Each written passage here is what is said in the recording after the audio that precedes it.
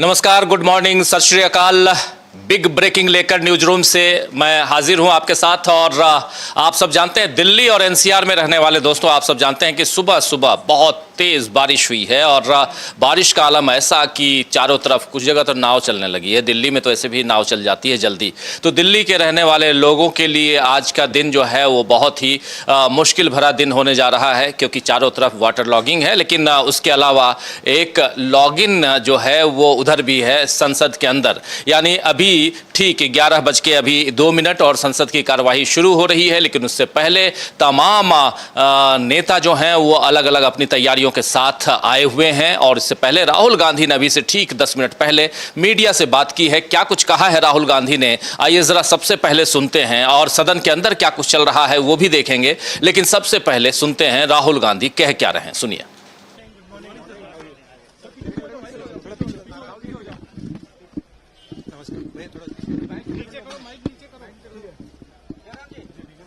आप लोग आज उठाने वाले नहीं, इसको थोड़ा पीछे कर दोगे।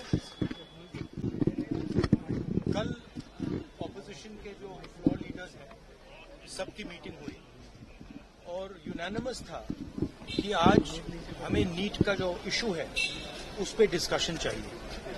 हिंदुस्तान के स्टूडेंट्स से मैं कहना चाहता हूं ये आपका इशू है और हम सबको लगता है, इंडिया गठबंधन को लगता है कि आज सबसे जरूरी बात आपकी है, क्योंकि आप हिंदुस्तान के भविष्य हो। तो हमें लगा कि यहाँ पे पार्लियामेंट हाउस में नीट पे डिस्कशन हो और उसके बाद प्रेसिडेंट्स एड्रेस हो पाए। और मैं रिक्वेस्ट करता हूँ प्रधानमंत्री जी को कि ये युवाओं की इशू है और अच्छी तरह प्यार से डिस्कशन होना चाहिए, रिस्पेक्टफुली डिस्कशन होना चाहिए। हम रिस्पेक्टफुली करेंगे, आप भी डिस्कशन में ज्वाइन कीजिए, आप भी भाग लीजिए और रिस्पेक्टफुली, क्योंकि ये युवाओं का मामला है। तो हम चाहते हैं युवाओं को मैसेज मिले, घबराए हुए हैं, उनको ये नहीं मालूम कि क्या होने वाला है नीट में। तो पार्लियामेंट से मैसेज जाना चाहिए, उनको भरोसा मिलना चाहिए कि हिंदुस्तान की सरकार और हिंदुस्तान का ऑपोजिशन एक साथ मिलकर स्टूडेंट्स की बात करें। तो ये आपको बताना चाहते हैं। सर, परीक्षा स्थगित करने। Thank you ji. सर, इसके अलावा तो राहुल गांधी ने यहां साफ साफ कह दिया है कि हम पहले युवाओं की बात करेंगे, नीट की बात करेंगे, उसके बाद फिर राष्ट्रपति के अभिभाषण पर चर्चा हम करेंगे। लेकिन पहले नीट की बात होनी चाहिए। और अपना जो मंसूबा है, जो मंशा है, वो साफ जाहिर करते हुए यहां राहुल गांधी और यहां से सीधे सदन की ओर राहुल गांधी बढ़ते हैं। और सदन की कार्यवाही अब शुरू हो चुकी है। सदन में क्या कुछ चल रहा है, आइए सीधे ले चलते हैं आपको लोकसभा। और लोकसभा में हंगामा बरपेगा, ये तो तय मानिए आप। तो लोकसभा की कार्यवाही शुरू हो चुकी है और सीधे आपको हम वहां ले चलेंगे। उससे पहले आपको बता दूं कि कल और परसों 2 दिन काफी गहमा गहमी भरा रहा है लोकसभा के अंदर। और कल राष्ट्रपति का अभिभाषण था। राष्ट्रपति ने अभिभाषण में बहुत सारी बातें गिनाई, लेकिन वहां एक एजेंडा भी सेट करने की कोशिश की राष्ट्रपति ने। और वो एजेंडा था आपातकाल। आपातकाल यानी इमरजेंसी को बार बार लाने और 50 साल बाद भी उसका राग अलापने का क्या मतलब है, ये साफ समझ में आता है, क्योंकि सरकार का मंसूबा वही। और दूसरी तरफ उससे पहले जो आसंदी पे अभी हमारे राइट साइड में आप देख रहे हैं, हाफ विंडो में जो दिखाई दे रहे हैं, उनका नाम ओम बिरला है और वो स्पीकर चुन लिए गए हैं। स्पीकर चुन लिए जाने के बाद दूसरी पार्टी बहुत खतरनाक दिखाई दे रही है इनकी। इसलिए खतरनाक वर्ड का इस्तेमाल कर रहा हूं क्योंकि उन्होंने कल जिस ढंग से दीपेंद्र हुड्डा को डांट कर बैठाया है, वैसा कोई प्रिंसिपल भी नहीं करता है जैसा इन्होंने आज की तारीख में किया है। इसकी खूब भर्त्सना हो रही है, चर्चा हो रही है, इस पर भी हम जाएंगे। लेकिन उससे पहले ये साहब कह क्या रहे हैं, यानी स्पीकर महोदय क्या कुछ कह रहे हैं, आइए सुनते हैं। सीधे चलेंगे उधर सदन में और हमारे साथ इधर हमारे साथी अमलेंदु उपाध्याय जी जुड़े हुए हैं। अमलेंदु जी, आपका स्वागत करता हूं। स्वागत इस्तकबाल आप तमाम दोस्त साथी शुभचिंतक आप सबका एक बार फिर से, जो अब तक जुड़ चुके हैं या जुड़ने वाले हैं इस कार्यक्रम में। चलिए सीधे चलते हैं लोकसभा। इसके पूर्व कर्नाटक विधानसभा के सदस्य थे। श्री CPM गिरियप्पा जी का निधन 83 वर्ष की आयु में 23 मार्च 2024 को बेंगलोर में हुआ। श्री A गणेश मूर्ति तमिलनाडु के इरोड संसदीय क्षेत्र से 12वीं, 15वीं और 7वीं लोकसभा के सदस्य थे। श्री गणेश मूर्ति विभिन्न संसदीय समितियों के सदस्य रहे। उन्होंने तमिलनाडु विधानसभा के सदस्य के रूप में भी कार्य किया। श्री A गणेश मूर्ति जी का निधन 28 मार्च 2024 को 76 वर्ष की आयु में कोमटूर तमिलनाडु में हुआ। श्री कुंवर सर्वेश कुमार उत्तर प्रदेश के मुरादाबाद संसदीय निर्वाचन क्षेत्र से 16। तो लोकसभा में अभी जो चल रहा है कार्यवाही की शुरुआत, लेकिन आज श्रद्धांजलि अभी अर्पित की जा रही है उन लोगों को जो लोकसभा के सदस्य रहे, उन सदस्यों को श्रद्धांजलि दी जा रही है जो अब नहीं रहे, इस दौरान चले गए इस दुनिया को छोड़कर। तो वैसे लोगों को श्रद्धांजलि दी जा रही है, उनके नाम वो क्या थे, कौन थे, उसका जिक्र यहाँ कर रहे हैं ओम बिरला। और इसके बाद जब सदन की कार्यवाही शुरू होगी तब तो हम चर्चा करेंगे ही, लेकिन राहुल गांधी ने जो अपना मंसूबा बताया है, जाहिर कर दिया है कि यहां आज की तारीख में हम राष्ट्रपति के अभिभाषण पर चर्चा तो करेंगे, लेकिन उससे पहले नीट पर चर्चा होनी चाहिए। और राजीव जी, ये भी कहा राहुल गांधी ने कि सत्ता पक्ष और विपक्ष दोनों जो है इस पे बात करें, मतलब युवाओं को संदेश जाए कि आपकी समस्या पे देश का सत्ता पक्ष और देश का विपक्ष दोनों जो है वो इस पे बात करना चाहते हैं। यानी कि एक तरीके से बाध्य कर दिया उन्होंने सत्ता पक्ष को भी कि आपको भी इस पे बातचीत करनी होगी और ये आप टाल नहीं सकते हैं, मतलब कि इसको बाद में देखा जाएगा या स्पीकर महोदय इस पे नहीं दें। अगर अब राजीव जी स्पीकर महोदय इसकी अनुमति नहीं देते हैं राज्यसभा में और यहाँ लोकसभा में, तो ये समझा जाएगा कि भारतीय जनता पार्टी जो है वो छात्रों के खिलाफ खड़ी हुई है। तो राहुल गांधी ने बहुत सधे हुए शब्दों में एक तरह से कहा जाए ऐसा पासा फेंका है कि जिसमें मोदी सरकार जो है या एनडीए सरकार जो लपेटे में आ गई है, जबरदस्त घेरे में है और अब सवालों के जवाब देने होंगे। ये मुद्दा संसद में उठेगा और नोटिस सर्व हो चुके हैं लोकसभा में भी और राज्यसभा में भी। राजीव जी, बिल्कुल बिल्कुल, लोकसभा और राज्यसभा में नीट का मुद्दा उठेगा और बहुत जबरदस्त तरीके से उठाने की तैयारी है। और इसके बाद सोमवार को, क्योंकि आज शुक्रवार है, वीकेंड कल और परसों, उसके बाद सोमवार से जब कार्यवाही शुरू होगी तो उस शुरुआई के बाद भी यहाँ यही सब देखने को मिलेगा कि एक तरफ विपक्ष जो है अपनी मजबूती के साथ अपनी बात रखते हुए नजर आएगा, दूसरी तरफ सत्ता पक्ष की कहीं ना कहीं बचने बचाने की कोशिश करता हुआ नजर आएगा।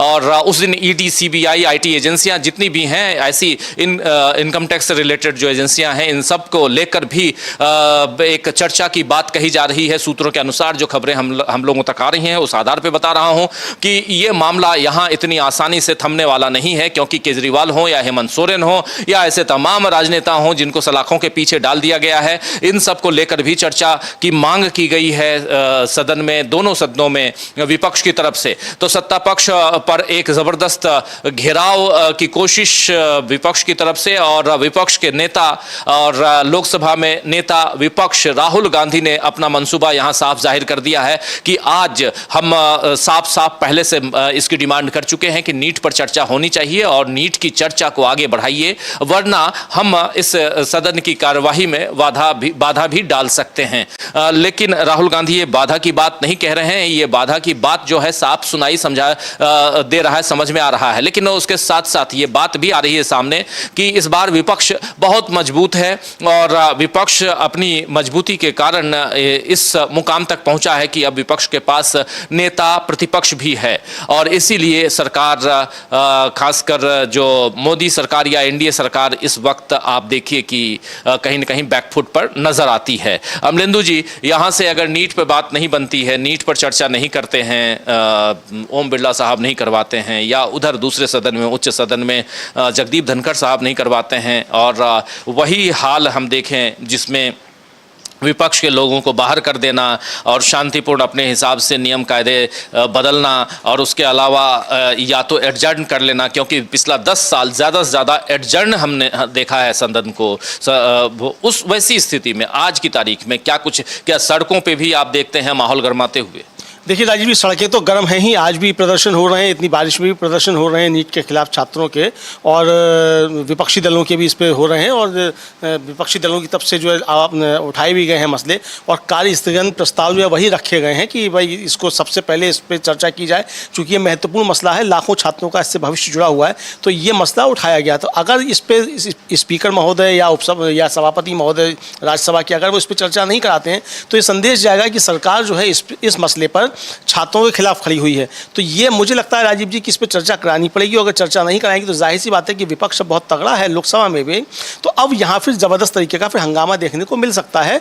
सत्ता पक्ष से हंगामा करेगा चूंकि वो नहीं चाहता इस पर चर्चा हो। राजीव जी, यहाँ हंगामा विपक्ष नहीं करेगा। विपक्ष तो अपनी मांग रख रहा है। विपक्ष आया ही यहाँ इसलिए है कि जनता के सवाल जो है सरकार से पूछे जाएं और सरकार उसके जवाब दे। लेकिन हम लोगों ने राजीव जी देखा है पिछले 10 वर्षों में भी जिस तरीके से कि विपक्ष कोई सवाल उठाता था तो सत्ता पक्ष के सांसद जो थे वो हंगामा करने लगते थे। तो अब देखना ये कि सत्ता पक्ष के सांसद हंगामा जल्दी से चलते हैं सदन के अंदर। अब क्या कुछ चल रहा है, एक बानगी सदन की भी ले लेते हैं, देख लेते हैं क्या कुछ यहाँ कह रहे हैं ओम बिरला। फिर जल्दी आएंगे हम और अपनी चर्चा भी जारी रखेंगे। क्या कुछ चल रहा है देश दुनिया में उसकी खबर भी आप तक हम पहुंचाएंगे। लेकिन सदन चलते हैं, लोकसभा में ओम बिरला कह क्या रहे हैं, सुनिए। आप सब विषय उठा सकते हैं राष्ट्रपति अभिभाषण में, सब विषय पर संक्षिप्त मत उठाओ, आप डिटेल में चर्चा करो। आपके पास पर्याप्त समय नहीं, एक व्यवस्था दे दी है नहीं, सभा पटल पर रखे जाने वाले पत्र। राष्ट्रपति अभिभाषण पर माननीय प्रतिपक्ष के नेता, मेरा विषय है कि आपको दो नहीं, आप जितना आपकी पार्टी का समय आप पूरा भी ले सकते हैं, मुझे कोई आपत्ति नहीं, आप डिटेल में बोलना। लेकिन एडजॉर्जमेंट मोशन पर और अन्य विषयों पर पहले ही व्यवस्था दे चुके हैं। इसलिए मैं सदन से आग्रह करूंगा कि आप प्रतिपक्ष के नेता हैं, आप संसदीय मर्यादाओं का पालन करेंगे, ऐसी मेरी अपेक्षा आपसे।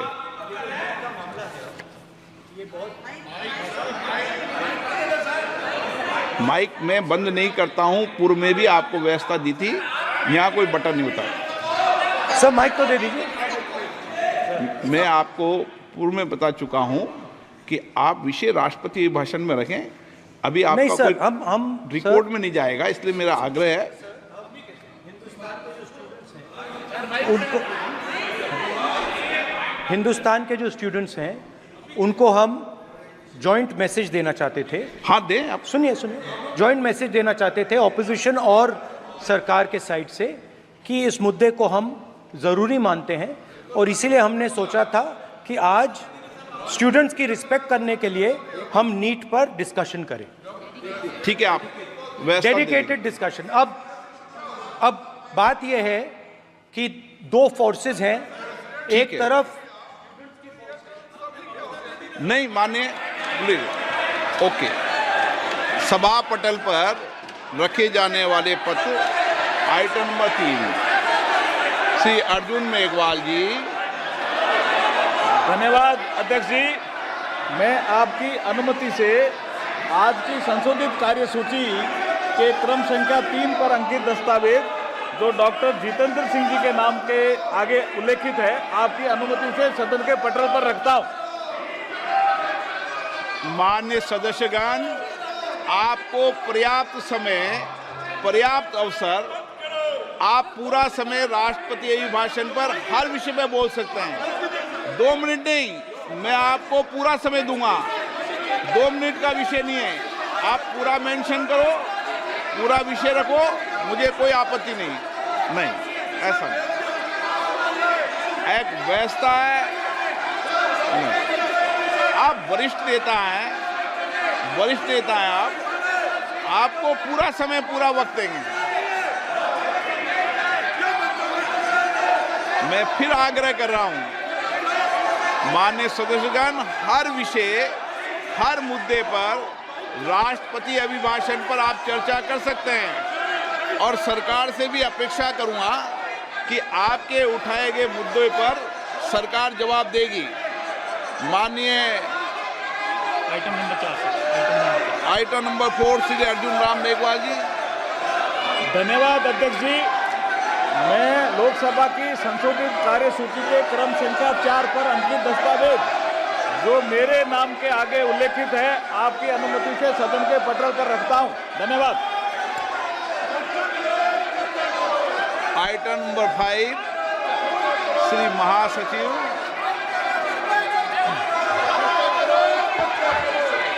Sir, I beg to lay on the table a copy of new direction 116A, Hindi and English version issued by the Speaker under the rules of procedure and conduct of business.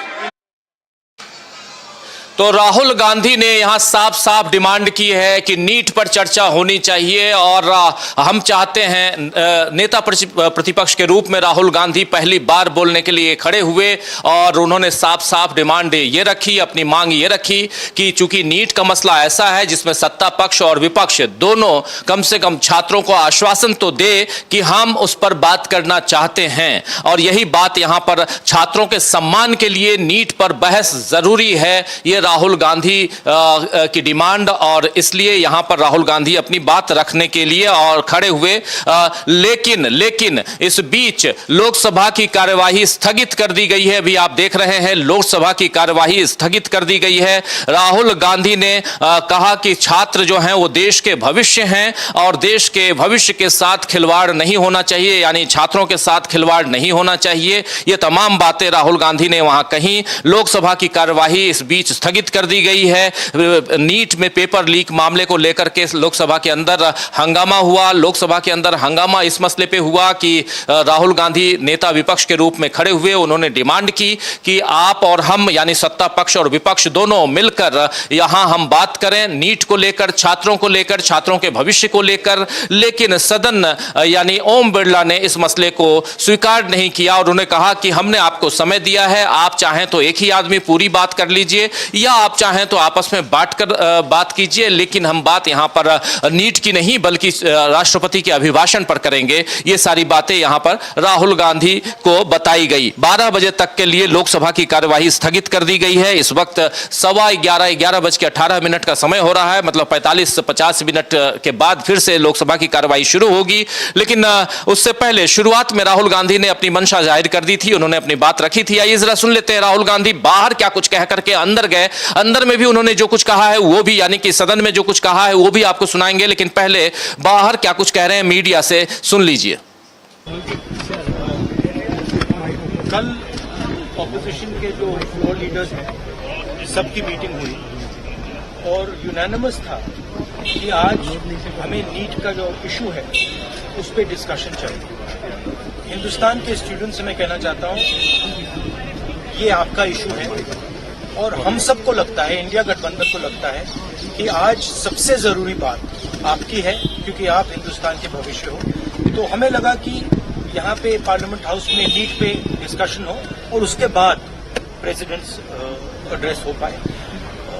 और मैं request करता हूँ प्रधानमंत्री जी को कि ये युवाओं की इशू है और अच्छी तरह प्यार से डिस्कशन होना चाहिए, रिस्पेक्टफुली डिस्कशन होना चाहिए। हम रिस्पेक्टफुली करेंगे, आप भी डिस्कशन में ज्वाइन कीजिए, आप भी भाग लीजिए और रिस्पेक्टफुली, क्योंकि ये युवाओं का मामला है।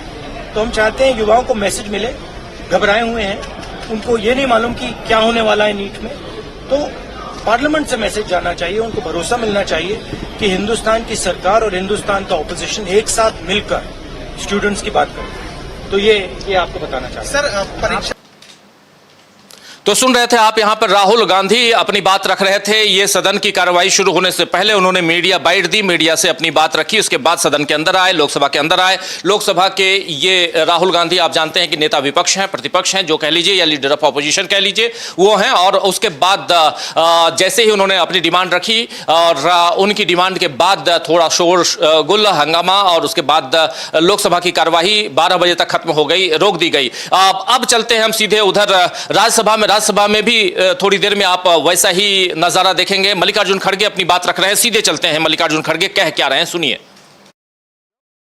लोग देश में परेशानी होती है, आज स्टूडेंट्स बहुत परेशान है। नीट का एग्जामिनेशन बार बार 7 साल में 70 बार पेपर लीक होता है। तो क्या है 7 साल में 70? I am not getting, no. Leader of the opposition is expected to confine to the issue. No, sir, sorry, please, sir. Sir, बैठिए, please. Take your seat, take your seat. Nothing will go on record. Dr. Jitendra Singh. Chairman, sir, with your kind permission, I rise to lay on the table of the House papers listed against my name at serial number 3 bracket 1 in today's list of business. Thank you, Chairman sir. Professor S.P. Singh Baghel. महोदय, मैं आपकी अनुमति से आज की कार्यसूची में मेरे नाम के आगे क्रम संख्या 2 पर उल्लिखित कागज हिंदी और अंग्रेजी सदन के पटल पर रखने की अनुमति चाहता हूँ। Honorable members, announcement regarding BSc. I have to inform honorable members that the Business Advisory Committee in its meeting held on 27 June 2024 has allotted time for government business as follows. Discussion on the motion of thanks on the President's address. 21 hours. Honorable members, these 21 hours have to be utilized for issues you seek to raise. It will be walking away from your constitutional obligations when you can discuss right away.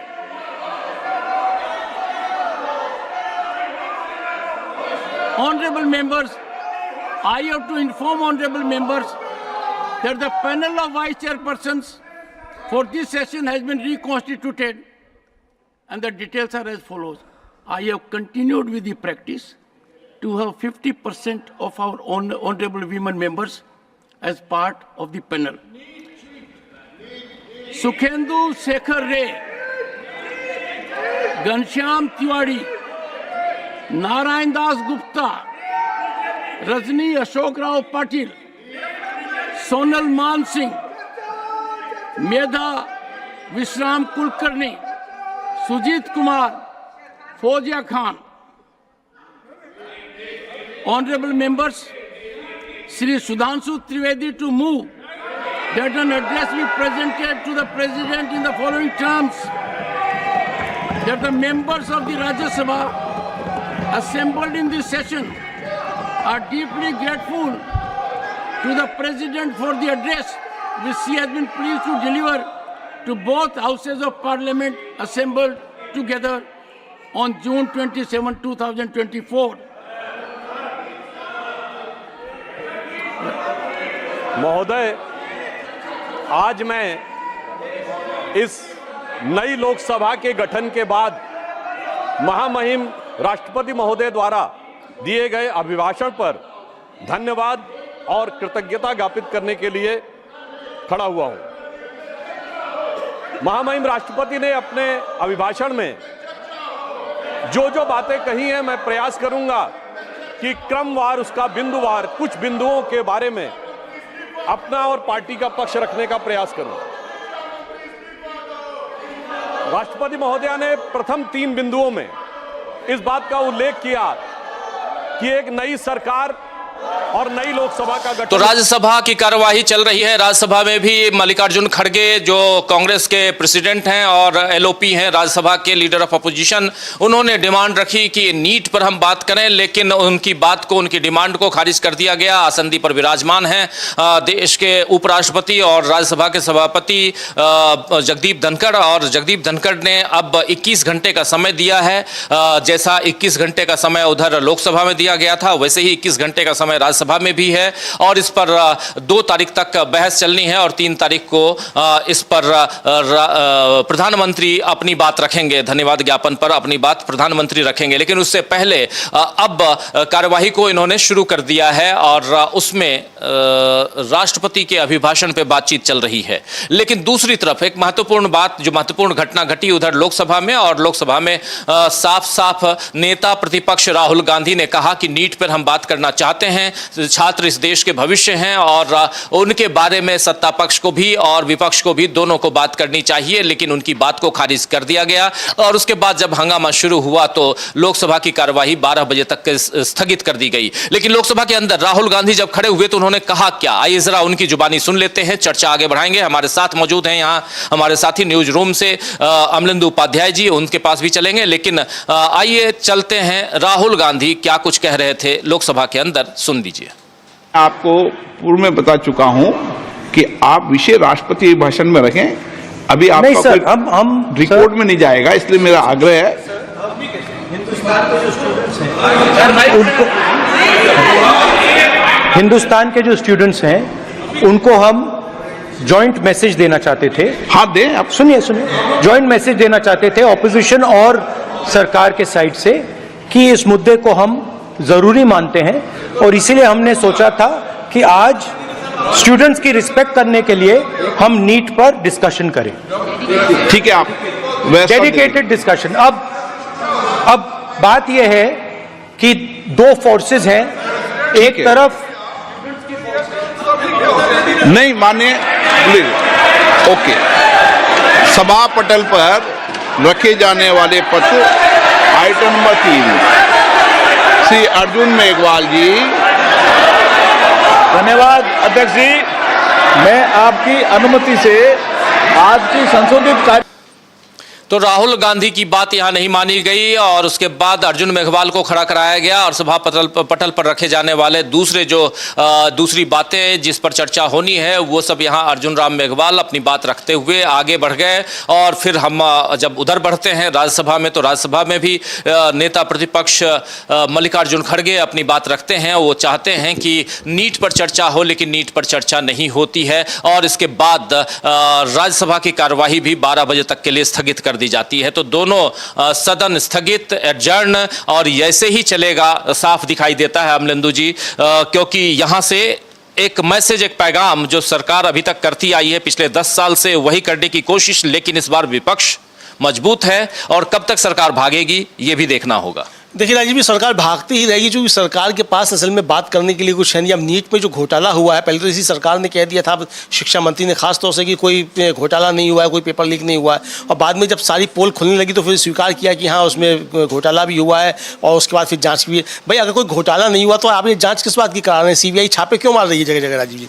तो राहुल गांधी ने जो बात कही, राहुल गांधी ने राजीव जी बड़ी जिम्मेदारी के साथ ये कहा कि हम छात्रों को संदेश देना चाहते हैं कि सत्ता पक्ष और विपक्ष दोनों मिलकर के उनकी समस्याओं पर विचार कर रहे हैं। यानी उन्होंने एक कलेक्टिव जिम्मेदारी जो है सत्ता पक्ष विपक्ष की, उसकी बात की। राहुल गांधी ने ये नहीं कहा कि हम सब सरकार से कोई विवाद करने के लिए इस मुद्दे को उठा रहे हैं, ये नहीं कहा उन्होंने। उन्होंने कहा कि चूंकि छात्रों को एक संदेश जाना चाहिए, उनके भविष्य को लेकर के चिंताएं हैं, 24 लाख से ज़्यादा छात्र जो है इसको लेकर के परेशान है, उनके भविष्य का मसला है, तो इस पर हम बात करना चाहते हैं। लेकिन इस पर भी सरकार तैयार नहीं है। जिस तरीके से दोनों सदनों में स्पीकर्स ने जो दिखाया है अपना रवैया राजीव जी, वो निश्चित तौर पर दिखाया है कि सरकार की तरफ से कुछ संदेश आ रहे हैं, उन संदेशों के जरिए जो ये सदन चलाया जा रहा है। और जो आरोप लगातार विपक्ष की तरफ से लगते रहे हैं कि दोनों सदनों में आसंदी जो है वो सरकार के इशारे पे काम कर रही है, तो ये अब आरोप जो है वो लगता है कहीं ना कहीं सच साबित होने वाले हैं। अगर इतने गंभीर मसले पर, जिसको सरकार के लोग खुद स्वीकार कर चुके हैं और सरकार ने जांच के आदेश भी दिए हैं, उस पर CBI की जांच भी हो रही है, तो फिर आखिर इस पे क्यों नहीं चर्चा हो सकती सदन के अंदर? ये तो बताया जाना चाहिए ना कि अच्छा सदन के अंदर चर्चा हो जाएगी तो उस चर्चा से क्या मतलब, सरकार को क्या परेशानी आ जाएगी? अगर यही बात मान लिया, इसका मतलब राजीव जी अगर सरकार चर्चा से भाग रही है तो सरकार की कहीं ना कहीं इसमें कोई कमजोरी है, या सरकार अकर्मण्य साबित हुई है, या सरकार की मिलीभगत है। जो भी आप कह लीजिए, जो भी हो, वो बहस से ही सदन के अंदर होता है। और सदन बना किस लिए? सदन बनाए तो बहस के लिए ही है ना। बिल्कुल बिल्कुल बिल्कुल। राहुल गांधी ने साफ साफ कहा कि राष्ट्रपति के अभिभाषण पर धन्यवाद प्रस्ताव, उस पर जो बहस होगी, बहस से पहले चर्चा हो नीट पर, क्योंकि छात्र देश के भविष्य हैं और हम चाहते हैं कि दोनों पक्ष यानी सत्ता पक्ष और विपक्ष दोनों इस पर चर्चा करें और छात्रों के भविष्य की चर्चा करें। और इसके बाद हम जरूर चर्चा करना चाहेंगे राष्ट्रपति के अभिभाषण पर, लेकिन उनको रोक दिया गया और इस पर बात नहीं करने दी गई। उनको कहा गया कि आपके पास जो समय दिया गया है, इस समय में आपको जो करना है कर लीजिए, लेकिन हम अलग से बात नहीं करेंगे। राहुल गांधी साफ साफ यहां कह रहे थे कि धन्यवाद प्रस्ताव पर चर्चा हो। एक बार फिर से सुनते हैं राहुल गांधी को सदन के अंदर क्या कुछ कह रहे थे और उसके बाद इस चर्चा को हम जारी रखेंगे। न्यूज रूम से सीधे हम आप तक पहुंचा रहे हैं इस लाइव कार्यक्रम में क्या कुछ चल रहा है सदन के अंदर, संसद के अंदर। और संसद में अभी दोनों सदन 12 बजे तक के लिए स्थगित कर दिए गए हैं, लेकिन उसके साथ साथ बहुत सारी बातें जो हैं वो सामने आ रही हैं, जिसमें क्या ये इस देश में जो सत्तारूढ़ दल है वो छात्रों के भविष्य के साथ खिलवाड़ कर रहा है। क्या ये सत्तारूढ़ दल छात्रों के भविष्य की चिंता नहीं करता? ऐसी बहुत सारी बातें, इनके जवाब ढूंढने की कोशिश की जाएगी, लेकिन उससे पहले ये देखिए कि राहुल गांधी कह क्या रहे थे सदन के अंदर। आपको पूर्व में बता चुका हूं कि आप विषय राष्ट्रपति भाषण में रखें। अभी आपका नहीं सर, कोई हम रिकॉर्ड में नहीं जाएगा, इसलिए मेरा आग्रह है। हिंदुस्तान के जो स्टूडेंट्स हैं हिंदुस्तान के जो स्टूडेंट्स हैं उनको हम जॉइंट मैसेज देना चाहते थे। हाँ दें आप। सुनिए जॉइंट मैसेज देना चाहते थे ऑपोजिशन और सरकार के साइड से कि इस मुद्दे को हम जरूरी मानते हैं और इसीलिए हमने सोचा था कि आज स्टूडेंट्स की रिस्पेक्ट करने के लिए हम नीट पर डिस्कशन करें। ठीक है, आप डेडिकेटेड डिस्कशन। अब बात यह है कि दो फोर्सेस हैं, एक तरफ नहीं माने प्लीज। ओके, सभा पटल पर रखे जाने वाले पत्र आइटम नंबर 3 श्री अर्जुन मेघवाल जी। धन्यवाद अध्यक्ष जी। मैं आपकी अनुमति से आज की संशोधित कार्यसूची के क्रम संख्या 3 पर अंकित दस्तावेज जो डॉक्टर जितेंद्र सिंह जी के नाम के आगे उल्लेखित है, आपकी अनुमति से सदन के पटल पर रखता हूं। मान्य सदस्यगण, आपको पर्याप्त समय, पर्याप्त अवसर, आप पूरा समय राष्ट्रपति अभिभाषण पर हर विषय में बोल सकते हैं। 2 मिनट नहीं, मैं आपको पूरा समय दूंगा। 2 मिनट का विषय नहीं है, आप पूरा मेंशन करो, पूरा विषय रखो, मुझे कोई आपत्ति नहीं, ऐसा नहीं। एक व्यवस्था है, आप वरिष्ठ नेता हैं, आपको पूरा समय, पूरा वक्त देंगे। मैं फिर आग्रह कर रहा हूं, माननीय सदस्यगण, हर विषय, हर मुद्दे पर राष्ट्रपति अभिभाषण पर आप चर्चा कर सकते हैं और सरकार से भी अपेक्षा करूंगा कि आपके उठाए गए मुद्दों पर सरकार जवाब देगी। माननीय आइटम नंबर 4 थोड़ा सा बदले से नजर आ रहे हैं हुजूर यहाँ पे, क्योंकि कल जो घटना घटी है दीपेंद्र हुड्डा को जैसे इन्होंने डांट के बैठाया था, उसके बाद से कल से लेकर आज सुबह तक जितनी भर्त्सना हो सकती थी इनकी की गई है, जितनी आलोचना हो सकती थी इनकी की गई है। और उसके बाद आज थोड़ा बदले से नजर तो आ रहे हैं। कह रहे हैं कि सरकार से भी उम्मीद करूंगा कि इनके द्वारा उठाए गए सवालों का जवाब देगी। और उसके बाद अर्जुन राम मेघवाल को खड़ा करते हैं और अर्जुन राम मेघवाल जो हैं वो आगे की कार्यवाही के लिए पटल पर सब्जेक्ट रखते हैं। लेकिन ये प्रक्रिया है दोस्तों सदन के अंदर की, आप सब जानते हैं। लेकिन उससे पहले राहुल गांधी जो अपनी बात रख रहे हैं, बहुत महत्वपूर्ण, अपनी नहीं बल्कि विपक्ष की, पूरे विपक्ष के तरफ से, वो नेता विपक्ष हैं, उस हिसाब से भी, उस लिहाज से भी राहुल गांधी ने जो बातें रखी हैं वो यहाँ मायने इसलिए रखती हैं कि ये देश में और खासकर पेपर लीक का मामला, स्टूडेंट्स का मामला, नीट का मामला और ऐसे बहुत सारे एग्जाम्स में पेपर लीक की घटना और उस मसले को उठाना चाहता था विपक्ष। लेकिन यहाँ इस मसले को यहाँ दबाने की कोशिश की गई और आगे बढ़िए और अभिभाषण पर यानी धन्यवाद प्रस्ताव पर, राष्ट्रपति के अभिभाषण पर जो धन्यवाद प्रस्ताव है उस पर अब आगे आप बहस कीजिए, ये बात कही जा रही है आसंदी की तरफ से। उसके बाद इस कार्यवाही को रोक दिया जाता है, 12 बजे तक के लिए एडजर्न कर दिया जाता है। उधर राज्यसभा में भी यही मामला सामने आता है और वहां पर राज्यसभा में नेता प्रतिपक्ष मल्लिकार्जुन खड़गे इस मसले को सामने लेके आते हैं। लेकिन उनकी बात को भी जगदीप धनखड़ साहब आई गई कर देते हैं और फिर कहते हैं कि हमारी तरफ से यानी सत्ता पक्ष की तरफ से अब अभिभाषण पर चर्चा की शुरुआत की जाए। और शुरुआत करते हैं डॉक्टर त्रिवेदी, आप जानते हैं कि प्रवक्ता भी हैं, राज्यसभा सांसद भी हैं, लेकिन थोड़ी सी बात अपनी रखते हैं, उसके बाद एडजर्न कर दिया जाता है लोकसभा की तरह राज्यसभा को भी 12 बजे तक के लिए। 12 बजे तक का इंतजार है, लेकिन यह साफ दिखाई दे रहा है कि मामला इतना आसान नहीं है। इस बार विपक्ष पूरी तरह से मजबूत है, राज्यसभा में भी मजबूती है क्योंकि बीजेडी के सांसद अब विपक्ष के साथ हैं। निश्चित तौर पर राजीव जी, और 12 बजे के बाद क्या ये मसला सुलझ जाएगा? अगर 12 बजे तक मान लीजिए स्थगित कर भी दी गई है लोकसभा और राज्यसभा, तो क्या 12 बजे तक ये मसला सुलझ जाएगा और ये एकदम साफ हो जाएगा? तो यहाँ मुझे लगता है कि जो स्पीकर्स महोदय हैं, मतलब लोकसभा के अध्यक्ष और सभापति महोदय जो राज्यसभा के हैं, दोनों को चाहिए था कि इस पर चर्चा कराते ये संसद को, मतलब लोकसभा को स्थगित करने से या राज्यसभा को स्थगित करने से मसले। जरा इमरान प्रतापगढ़ी क्या कुछ कह रहे हैं नीट पे, IGI पे?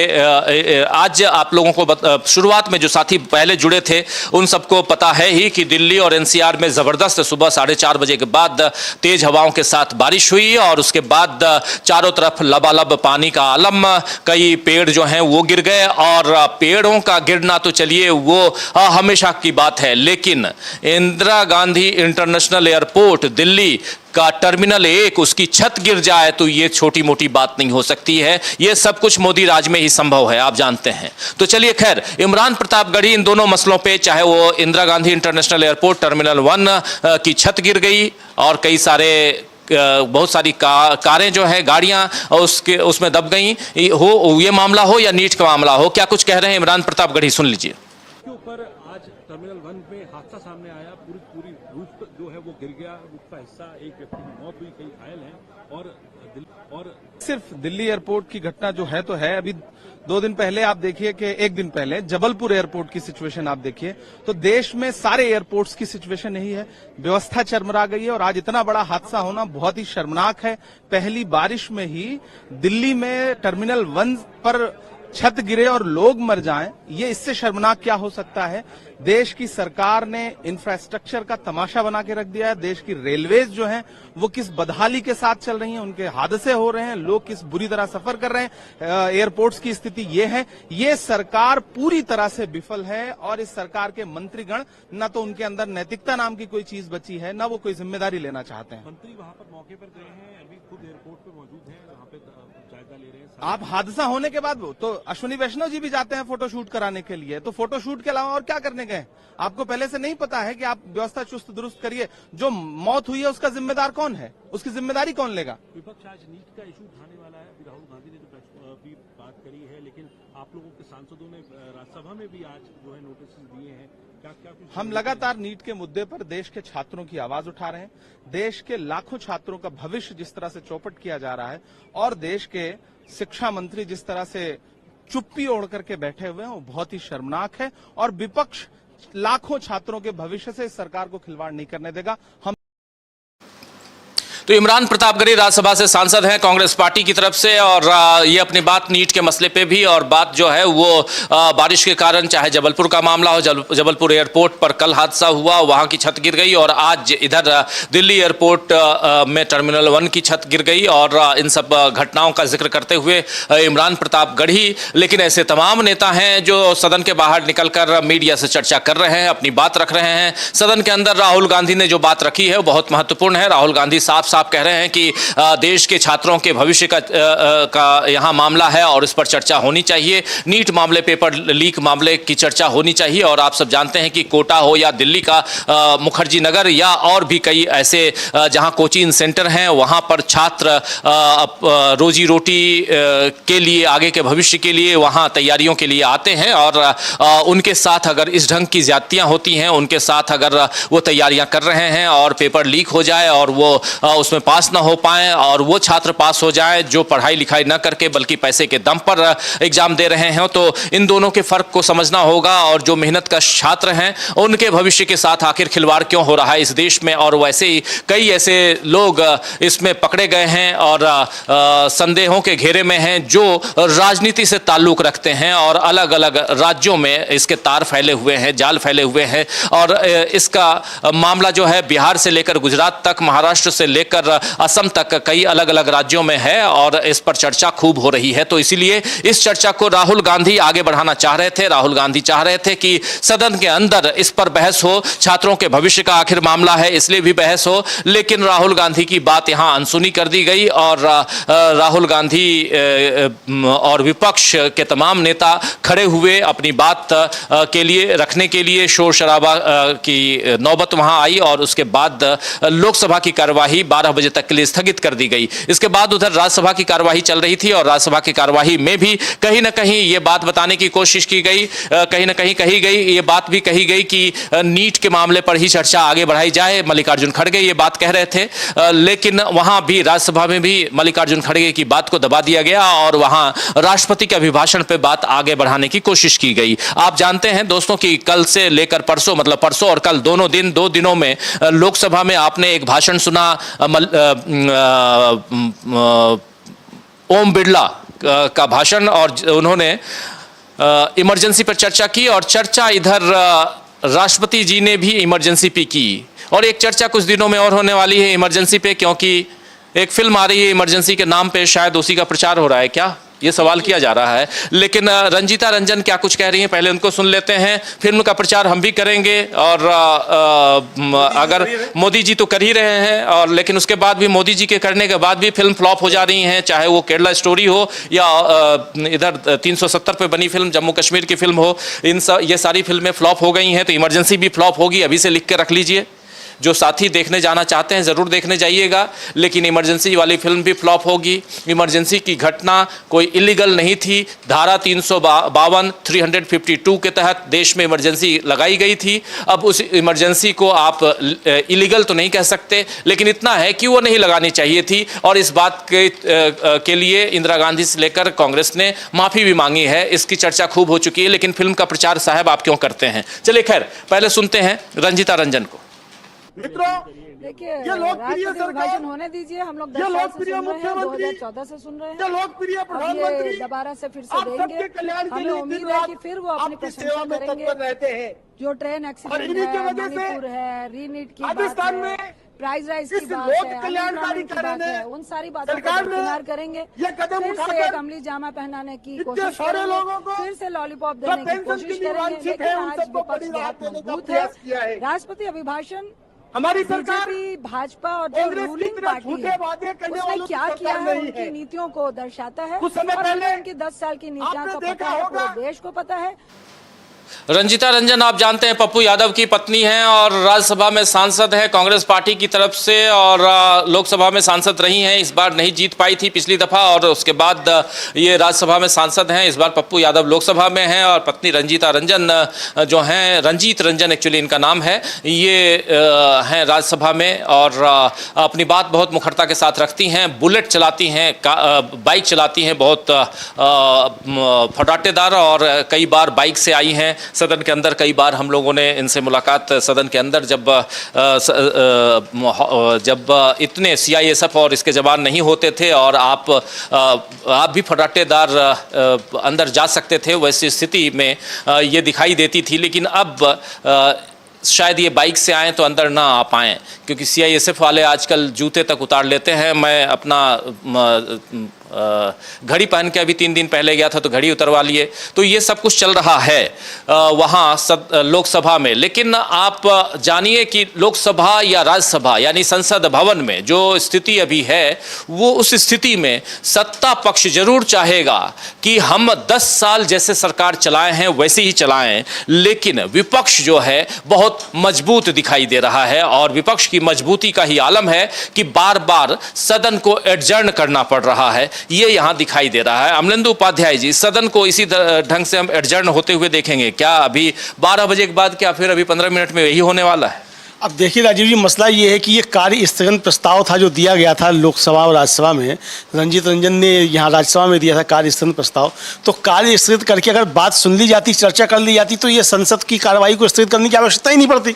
तो यहाँ तो ये विचारणीय प्रश्न ये है कि क्या स्पीकर्स महोदय जो है, मतलब दोनों सदनों के सभापति और लोकसभा अध्यक्ष जो हैं, वो क्या इस मामले को इससे ही हल करना चाहते हैं कि या सरकार को बचाना चाहते हैं, सरकार इस पर जवाब देना नहीं चाहती। जबकि राहुल गांधी ने तो साफ साफ कहा कि हम शांति से चर्चा करेंगे और इस पर सत्ता पक्ष और विपक्ष की तरफ से, दोनों की तरफ से एक संदेश छात्रों को जाना चाहिए कि ये बहुत जरूरी मसला है। लेकिन बताया जा रहा है कि साहब पहले चर्चा करेंगे राष्ट्रपति के अभिभाषण पर। अरे महत्वपूर्ण मसला क्या है? राष्ट्रपति के अभिभाषण पर चर्चा बाद में भी हो जाएगी। 21 घंटे नहीं होगी तो 20 घंटे हो जाएगी। होना क्या है वहाँ? मोदी जी की लोगों को अपनी बातें कहनी है कि साहब बहुत अच्छा, विपक्ष को उसके काट करनी है कि आपने क्या किया। लेकिन जो असली मुद्दे हैं जनता के, जो उठा रहा है विपक्ष यहाँ, और जो गंभीर मसला है राजीव जी, 24 लाख से ज्यादा छात्रों का भविष्य अधर। चलिए जरा एक ब्रेकिंग खबर आप लोगों तक पहुंचा रहा हूं। हेमंत सोरेन को झारखंड हाई कोर्ट से बेल मिल गई है, जमानत मिल गई है।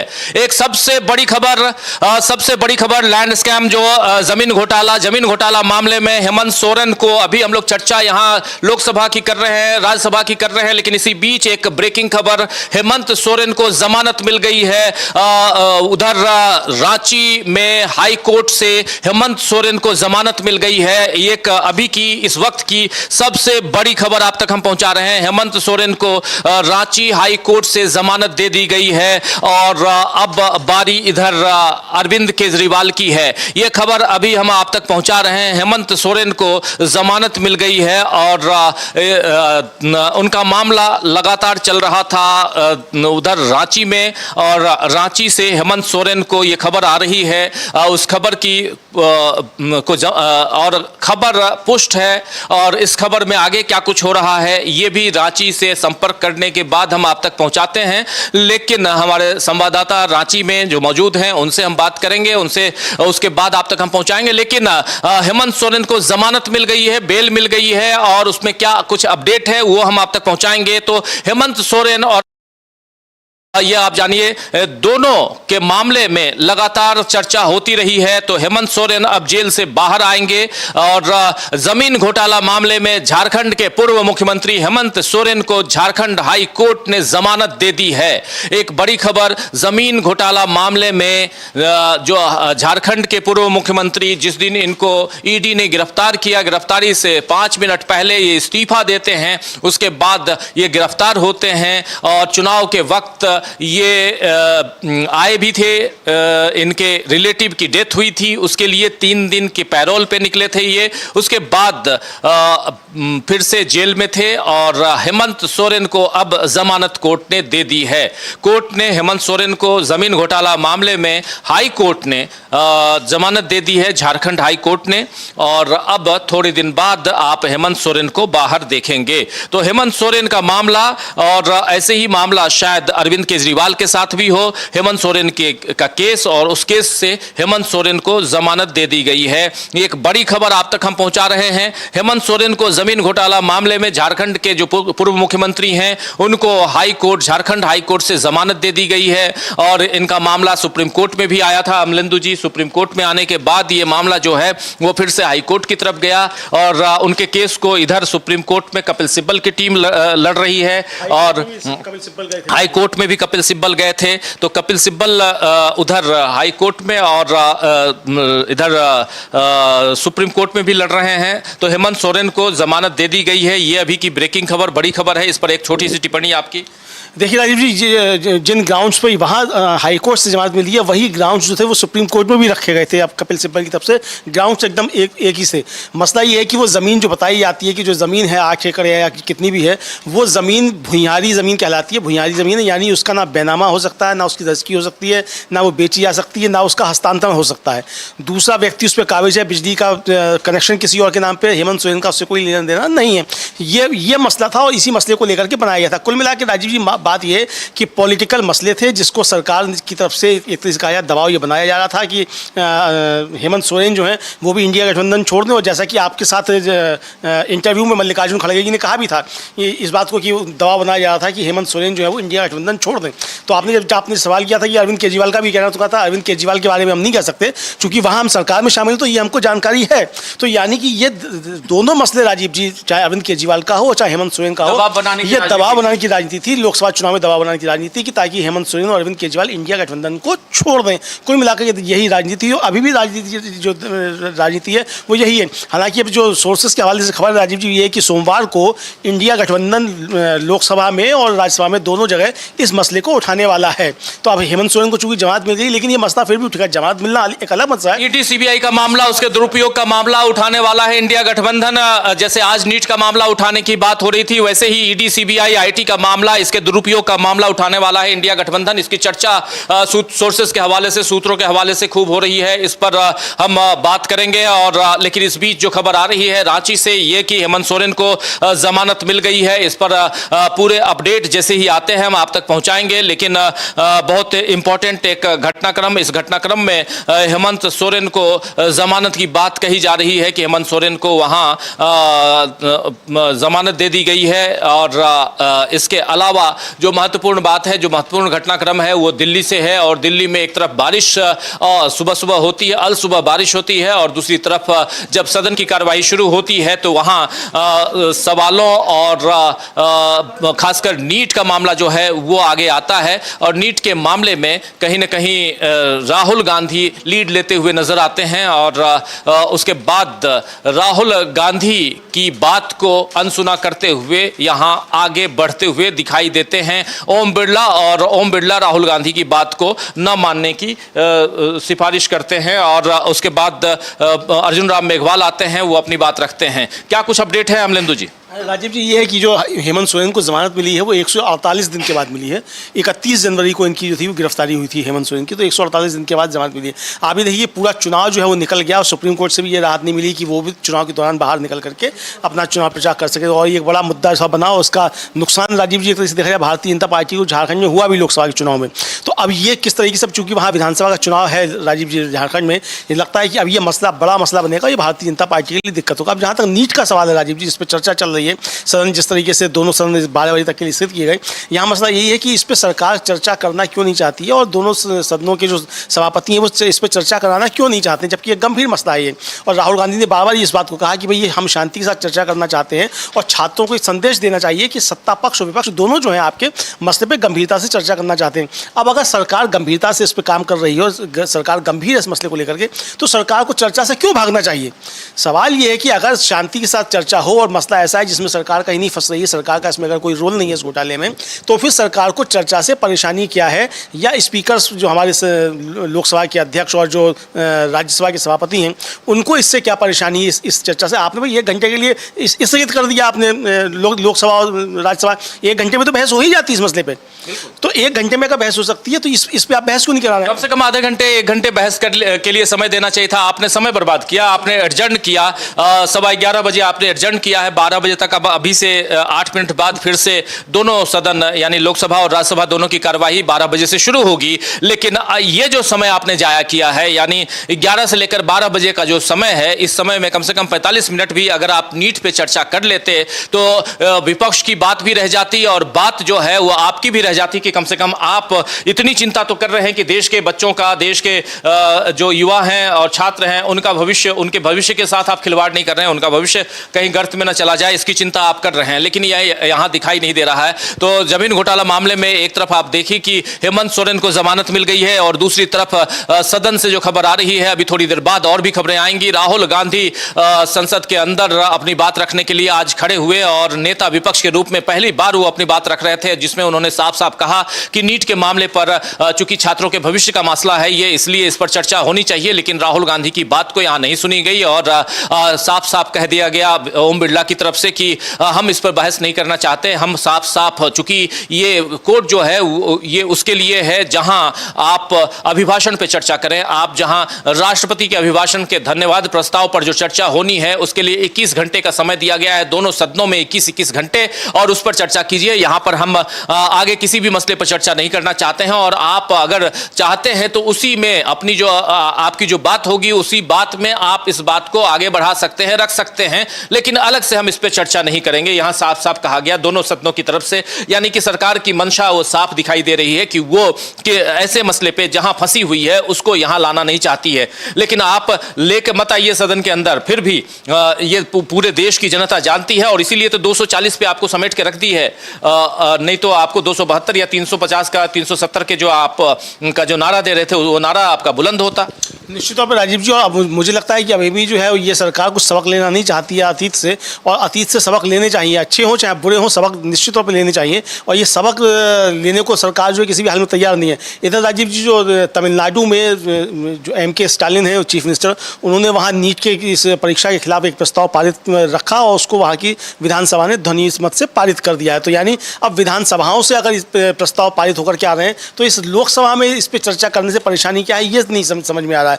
इसका मतलब राजीव जी कहीं ना कहीं सरकार की इसमें कोई मिलीभगत है, या सरकार का इसमें कहीं कोई कहा जाए कमजोर पक्ष फंसी हुई है। देखिए कमजोर पक्ष तो है ही, क्योंकि अगर पेपर लीक हो रहा है, एनटीए जो एग्जामिनेशन है, नेशनल टेस्टिंग एजेंसी है, वो अगर फंसी हुई है, उसको अपने डीजी को हटाना पड़ रहा है। शिक्षा मंत्री धर्मेंद्र प्रधान क्या कुछ कर रहे हैं, इन सब पे चर्चा तो खूब हो ही रही है। शिक्षा मंत्री फंसे हुए हैं। जिस समय शिक्षा मंत्री ओथ ले रहे थे उस समय सब पीछे से जो हूटिंग हो रही थी, नीट सब चिल्ला रहे थे। और राजीव जी, हो सकता है कि सरकार ये घबराई हो कि अगर इस पर चर्चा होगी तो विपक्ष शिक्षा मंत्री के इस्तीफे की मांग करेगा, तो इसलिए सरकार जो है बचना चाहती है। और दोनों सदनों के सभापति जो हैं वो सरकार को बचाने के लिए, ये कहा जाए कि धर्मेंद्र प्रधान को बचाने के लिए क्या इस पर चर्चा नहीं होने देना चाहते हैं। अब ये पता नहीं क्या मंशा है क्या नहीं है, इसको हम यहाँ से बैठ करके नहीं समझ सकते उनके मन की बात है, जो मन की बात क्या है। लेकिन जो समझ में आ रहा है राजीव जी, बाहर से बैठे हुए पत्रकार होने के नाते, एक राजनीतिक विश्लेषक होने के नाते जो हम समझ सकते हैं वो यही समझ सकते हैं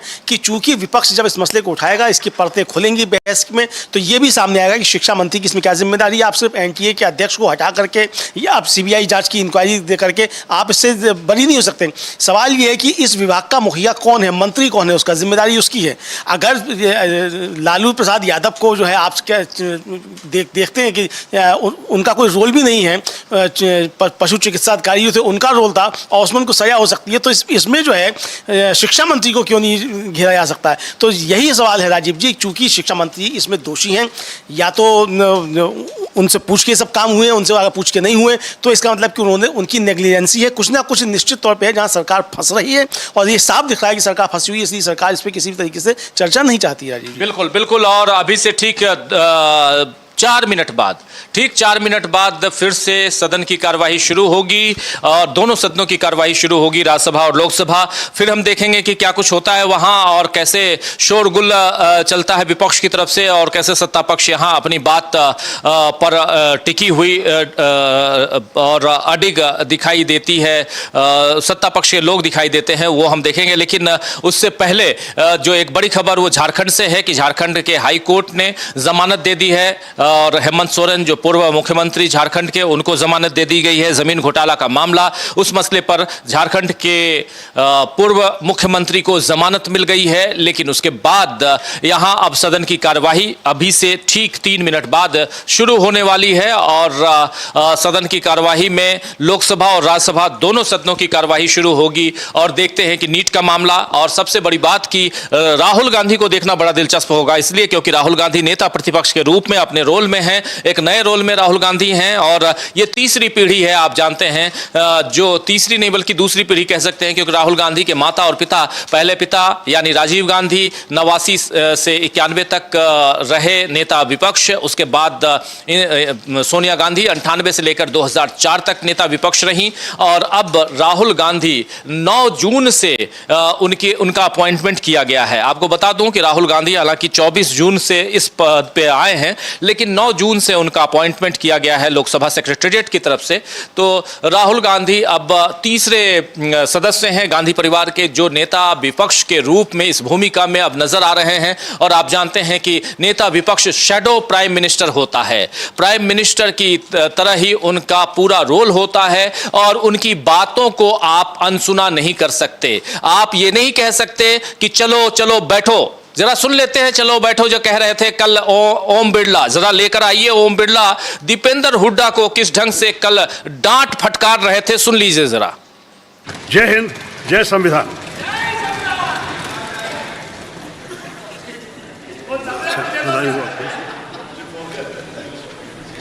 संविधान की शपथ तो ले ही रहे हैं, ये संविधान की शपथ है।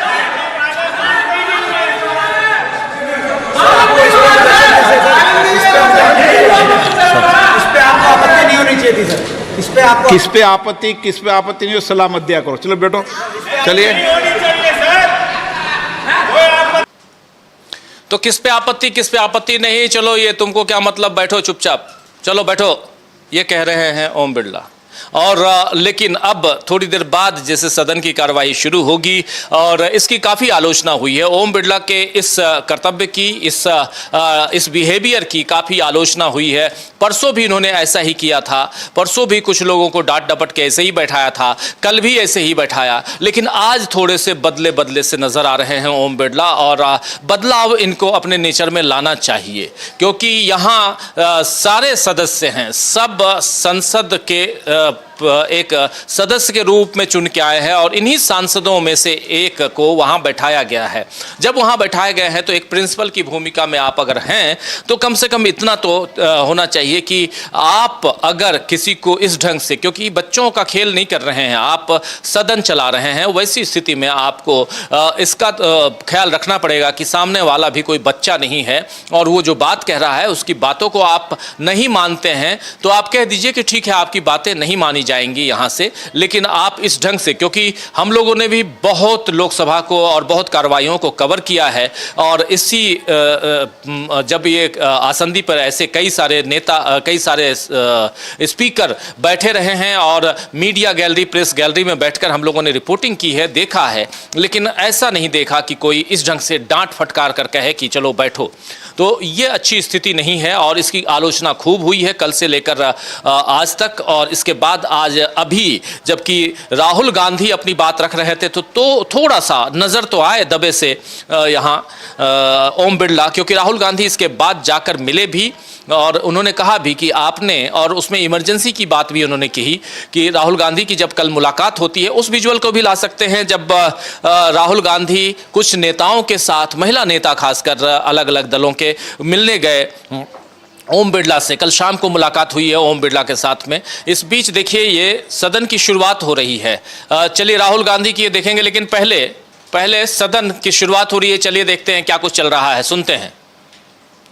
सीधे संसद भवन चलेंगे, लोकसभा चलेंगे, लोकसभा में क्या कुछ हो रहा है ये देखेंगे, क्या कह रहे हैं लोकसभा के इस आसंदी पर बैठे स्पीकर महोदय, उसके बाद आगे बढ़ते हैं। सुनिए। নির্বাচিত হয়ে আল্লাহর নামে শপথ করছি যে বিধি দ্বারা বিধি কর্তৃত্ব প্রতিষ্ঠিত ভারতের সংবিধানের প্রতি আমার সত্যিকারের বিশ্বাস ও সংবিধানের প্রতি আমার আনুগত্য থাকবে। আমি যে ভারতের সার্বভৌমত্ব ও অখণ্ডতা রক্ষা করতে থাকব। আমি যে দায়িত্ব পালন করতে যাচ্ছি তা বিশ্বস্ততার সাথে পালন করব। Thank you. आइटम नंबर 6 किरण रिजिजू जी। आदरणीय अध्यक्ष महोदय जी, मैं आपकी अनुमति से निम्न प्रस्ताव पेश करना चाहता हूं कि इस सभा के सदस्य लोकसभा के प्रक्रिया तथा कार्य संचालन नियम के नियम 311 के उपनियम 1 द्वारा अपेक्षित रीति से 30 अप्रैल 2025 को समाप्त होने वाली अवधि के लिए प्राक्कलन समिति के सदस्य के रूप में कार्य करने के लिए अपने में से 30 सदस्य निर्वाचित करें। एक मिनट, आप वरिष्ठ हैं, पेपर टेबल हो रहा है, सारी कमेटियां बननी है। बच्चों को नहीं पता जी, कमेटी बननी है। प्रश्न है कि माननीय मंत्री जी द्वारा प्रस्तुत प्रस्ताव को स्वीकृत किया जाए।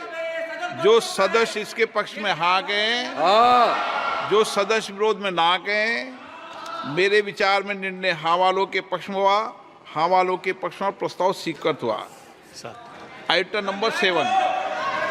Sir, with your kind permission, I rise to move that the members of this House do proceed to elect in a manner required by Sub-Rule 1 of the Rule 309 of the Rules of the Procedure and Conduct of Business in the Lok Sabha 15 members amongst themselves to serve as members of the Committee on Public Accounts for the term ending on 30th April 2025.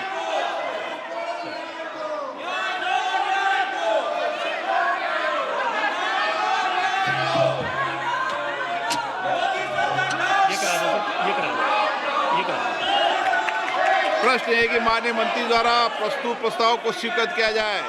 जो सदस्य के पक्ष में हाँ कहें, जो सदस्य विरोध में ना कहें। मेरे विचार में निर्णय हाँ वालों के पक्ष में, हाँ वालों के पक्ष में।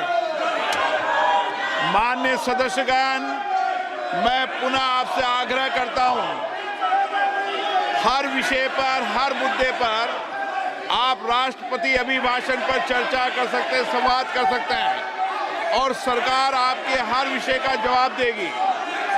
आप नियोजित तरीके से सदन नहीं चलाना चाहते, मुद्दों पर चर्चा नहीं करना चाहते, राष्ट्रपति अभिभाषण पर चर्चा नहीं करना चाहते, मैं पुनः आपसे आग्रह करता हूं, सदन चलाने की जिम्मेदारी हम सबकी है। हमें जनता ने बहुत अपेक्षाएं, आकांक्षाओं के चुनकर भेजा है।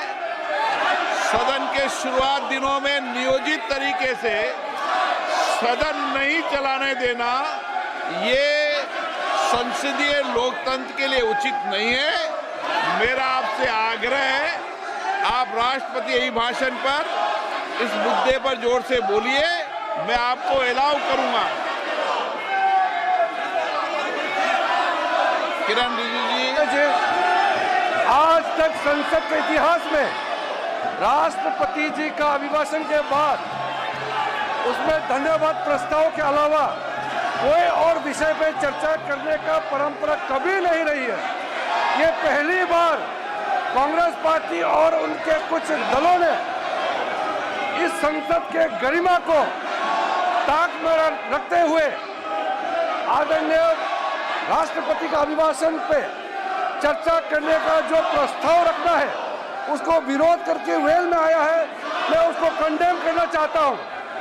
अध्यक्ष महोदय जी, आपने अपने चेयर से भी कहा है कि कोई भी मुद्दा विपक्ष के लोग उठाना चाहे उसको पर्याप्त समय दिया जाएगा और राष्ट्रपति का अभिभाषण के चर्चा के प्रस्ताव के दौरान पूरा अपने बात रख सकते हैं। और हम सर आपके माध्यम से मैं विपक्ष के लोगों को आश्वासन देता हूं कि चर्चा के दौरान कोई भी मुद्दा आएगा हम जवाब के लिए तैयार हैं, पूर्ण रूप से हम जवाब भी देंगे। इसमें सदन को चलना दिया जाए और चर्चा होना चाहिए। माननीय सदस्यगण, मैं पुनः आपसे आग्रह कर रहा हूं कि आपको सदन में नारेबाजी करने के लिए नहीं भेजा है। मैंने पूर्व में भी कहा था, सदन का विरोध और सड़क के विरोध में अंतर होना चाहिए। आप सदन में अपनी बात को कहिए, राष्ट्रपति अभिभाषण में पूरे मुद्दे पर कहिए। आप राष्ट्रपति अभिभाषण पर चर्चा नहीं करना चाहते, आप मुद्दों पर बात नहीं करना चाहते, नीट के मुद्दों पर राष्ट्रपति अभिभाषण पर चर्चा नहीं करना चाहते, देश और मुद्दों पर चर्चा नहीं करना चाहते। सभा की कार्रवाई सोमवार दिनांक 1 जुलाई 2024 को प्राप्त 11 बजे तक के लिए स्थगित की जाती है।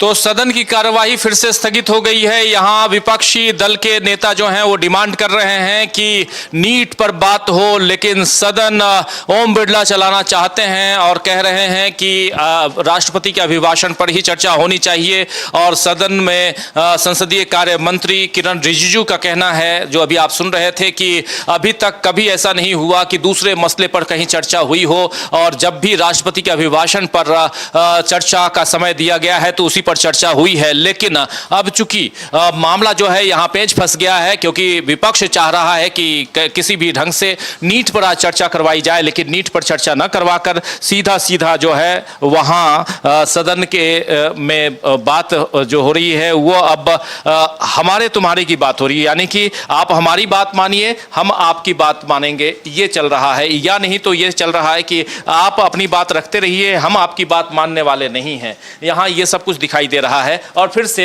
स्थगित कर दिया गया सदन को।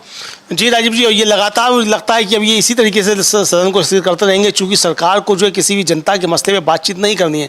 किरण रिजिजू जिस तरीके से बातें कर रहे थे अभी, जो संसदीय कार्य मंत्री हैं, और वो कह रहे थे कि साहब पहले 8 मिनट मात्र चल रही है। हाँ, अब 8 मिनट चलेगी।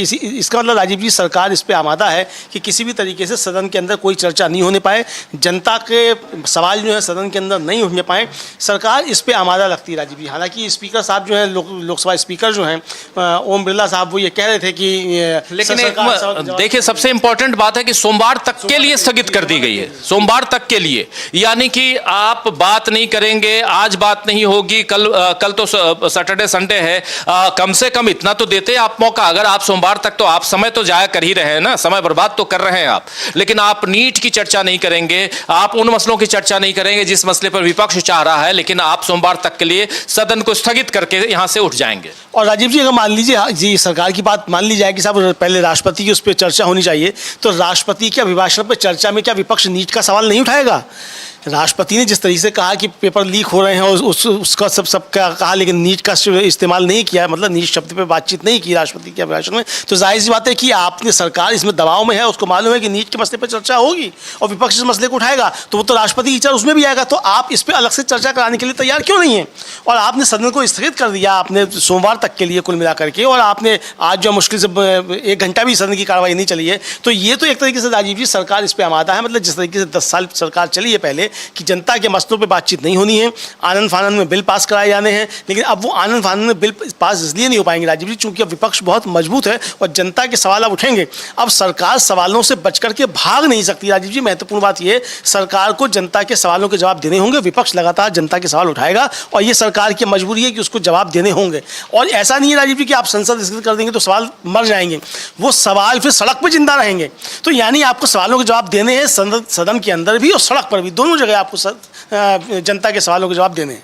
बिल्कुल, दोनों जगह, सड़क पे और संसद में, दोनों जगह जनता के सवालों का जवाब आपको देना है। लेकिन उससे ये मामला हुआ क्या, आखिर सोमवार तक के लिए क्यों स्थगित करना पड़ गया है सदन को, ये समझिए। ये यहां जानना बहुत जरूरी इसलिए है क्योंकि सरकार अब भाग रही है। सबसे बड़ी चीज है कि सरकार विपक्ष से भाग रही है। विपक्ष अभी तक कमजोर होता था, लेकिन उसके बाद विपक्ष को आप बाहर कर देते थे। 146 सांसदों को लोकसभा और राज्यसभा से बाहर किया गया था और 3 कानूनों को पारित करवाया गया था, जिसको अभी 1 जुलाई से लॉन्च किया जा रहा है, देश पर थोपा जा रहा है। लेकिन दूसरी तरफ आप देखिए कि अब जबकि 18वीं लोकसभा की शुरुआत हो चुकी है, उसका आगाज हो चुका है, और ऐसे में नीट एक ऐसा मामला है जिसकी चर्चा विपक्ष चाहता है, लेकिन विपक्ष की इन बातों को अनदेखा करके सत्ता पक्ष ये चाहता है कि किसी भी रूप में सिर्फ और सिर्फ राष्ट्रपति के अभिभाषण पर जो धन्यवाद प्रस्ताव है उस पर बहस हो। उसके लिए 21 घंटे के टोटल समय, दोनों सदनों में 21-21 घंटे का समय दिया गया है, और उसमें से 8 घंटा इनको बीजेपी को, लेकिन बाकी विपक्ष को कितना समय दिया गया है ये अभी तक क्लियर नहीं है। लेकिन जो भी समय है वो हमारे तक जैसे आता है हम आप तक पहुंचाएंगे। महत्वपूर्ण बात यह है कि नीट के मसले पर अगर विपक्ष चाहता है बात करना, हो सकता है सोमवार को, जैसी सूत्रों से खबर आ रही है कि ईडी, सीबीआई, आईटी और ऐसी जांच एजेंसियों के मसले पर विपक्ष अपनी बात रखना चाहता है, करना चाहता है, तो आप कब तक भागते रहेंगे? आज 11 बजे से कार्यवाही शुरू होती है, 11:15 पे आप सदन को स्थगित कर देते हैं। 12 बजे कार्यवाही शुरू होती है, 12 बजे तक के लिए सदन स्थगित करते हैं, 12 बजे कार्यवाही शुरू होती है सदन की, लोकसभा की, और 12:08 पर आप सोमवार तक के लिए स्थगित कर देते हैं। इसका मतलब है कि सरकार यहां भाग रही है, सरकार विपक्ष से भाग रही है, यह साफ दिखाई दे रहा है अमलेंदु जी। और यहां लोकसभा के अलावा उधर राज्यसभा में क्या कुछ चल रहा है उस पर चलेंगे। लेकिन राहुल गांधी जब अपनी बात रख रहे थे, राहुल गांधी ने नेता विपक्ष के रूप में आज पहली दफा अपनी बात रखी है और उसके बाद सरकार भाग रही है। देखिए ये एक राहुल गांधी के नाम एक रिकॉर्ड है ये, कि पहली दफा राहुल गांधी उठते हैं, खड़े होते हैं, अपनी बात रखते हैं और सरकार भाग रही है। इतना भाग रही है कि सोमवार पर पहुंच गई। ये एक महत्वपूर्ण है जी राजीव जी। और ये भी, ये जैसे आपने कहा कि ये रिकॉर्ड है और ये रिकॉर्ड बन गया कि मोदी जी भागेंगे। अब मोदी जी आगे आगे, राहुल गांधी पीछे पीछे, और मोदी जी भागते जाएंगे। तो यह अब यह लगने लग गया राजीव जी कि अब जनता के सवालों से मोदी जी भाग नहीं सकते हैं। लफाजी जितनी थी वो चुनाव में आपने कर ली, अब सदन के अंदर लफाजी नहीं चलेगी। सदन के अंदर आपको जनता के सवालों के जवाब देने होंगे। विपक्ष लगातार जनता के सवाल उठाएगा और विपक्ष यहाँ है इसीलिए राजीव जी, जनता के सवाल उठाने के लिए ही है यहाँ पे। जिस तरीके से ओम बिरला साहब जो थे वो नसीहत दे रहे थे कि आपको नारेबाजी करने के लिए नहीं भेजा गया है, तो ओम बिरला साहब यहाँ विपक्ष को भेजा ही जनता के सवाल उठाने के लिए गया है। बिल्कुल सही बात। जनता के सवाल अगर यहाँ नहीं उठेंगे तो ये संसद बनी किस लिए है?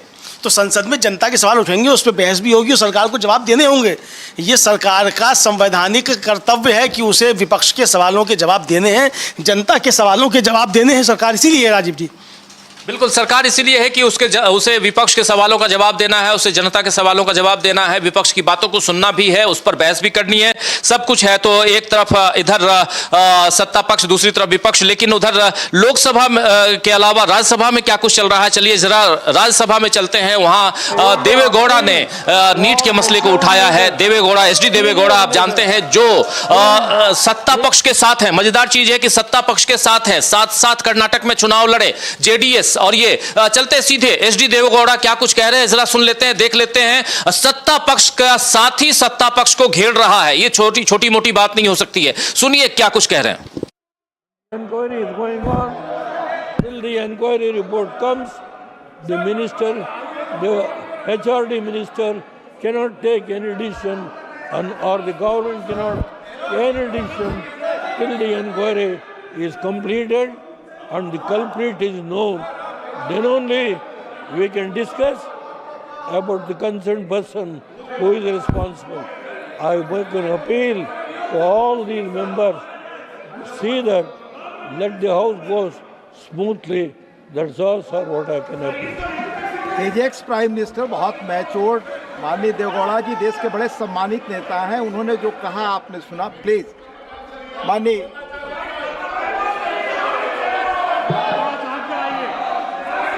सुधांशु जी, प्लीज कंटिन्यू योर स्पीच। सभापति महोदय, अभी इस सदन के सबसे वरिष्ठ सदस्य, वयोवृद्ध नेता, पूर्व प्रधानमंत्री आदरणीय एसडी देवेगौड़ा जी ने जो विचार कहे, बड़े दुख का विषय है कि 21 घंटे का समय आवंटित होने के बावजूद, सबसे वरिष्ठ सदस्य के द्वारा यह अनुरोध करने के बावजूद जिस प्रकार का आचरण दिखाया जा रहा है, इससे साफ समझ में आता है सभापति महोदय कि इनका उद्देश्य सवाल का जवाब और जवाब के सवाल में नहीं है, इनका उद्देश्य बवाल में अधिक दिखाई पड़ रहा है। इसलिए ये अपोजिशन की इस नियत को भी स्पष्ट करता है। अब मैं विषय पे आता हूं। जो मैं बता रहा था कि बिंदु क्रमांक 5 पर राष्ट्रपति महोदया ने कहा कि ये देश के इतिहास में 60 साल के बाद ये पहली बार एक घटना हुई है जब लगातार 3 बार किसी प्रधानमंत्री को स्पष्ट बहुमत प्राप्त किया हो। और जिस समय महामहिम राष्ट्रपति महोदया ने यह शब्द बोला था, हम सबको ध्यान है, सबसे अनेक विपक्षी सदस्यों ने अपनी अपनी सीट पर आवाजें करते हुए इसका प्रतिवाद किया था। संभवतः उनके मन में इस बात के लिए स्वीकार्यता नहीं हो पा रही थी कि यह कैसे हो गया कि लगातार तीसरी बार मोदी जी के नेतृत्व में भारत की जनता ने स्पष्ट जनादेश दिया और पंडित जवाहरलाल नेहरू जी का वो रिकॉर्ड जिसके ऊपर वो बहुत इतराते थे, उसकी बराबरी हो गई। मगर हमारे बहुत से विपक्षी सदस्य कहते हैं कि साहब नेहरू जी की बराबरी तो मोदी जी से नहीं हो सकती। तो सभापति महोदय, मैं आपके माध्यम से कहना चाहता हूं कि तीसरी बार मोदी जी चुन के आए हैं और ये मैं भी मानता हूं कि नेहरू जी और मोदी जी में बराबरी नहीं हो सकती, इसलिए तीसरी बार आने पे मैं सिर्फ 3 बिंदु दूंगा जिस पर हम मानते हैं कि नेहरू जी और मोदी जी की बराबरी नहीं हो सकती। नंबर 1, जब मोदी जी इस देश के प्रधानमंत्री के कैंडिडेट चुने जाने थे, सभापति महोदय, मुझे आज तक याद है 13 सितंबर 2013 शाम 6 बजे भाजपा की पार्लियामेंट्री बोर्ड की बैठक होनी थी और मोदी जी स्वयं उसके मेंबर थे, मगर उन्होंने कहा मैं उस बैठक में नहीं आऊंगा जिसमें मेरे बारे में विचार हो रहा हो। यह होता है नैतिकता के आधार के ऊपर निर्णय। और उस समय राजनाथ सिंह जी पार्टी के अध्यक्ष थे, तो मुझे यह दायित्व दिया गया था कि मैं मोदी जी को रिसीव करके अध्यक्ष के कमरे में बैठा लूं और जब बैठक समाप्त हो जाए तो सब एक साथ जाएंगे प्रेस कॉन्फ्रेंस में घोषित करने के लिए। और महोदय, पूरा पार्लियामेंट्री बोर्ड एक मत था, सारे कार्यकर्ता एक मत थे और पूरा देश एक मत था और तब प्रधानमंत्री के कैंडिडेट मोदी जी घोषित हुए।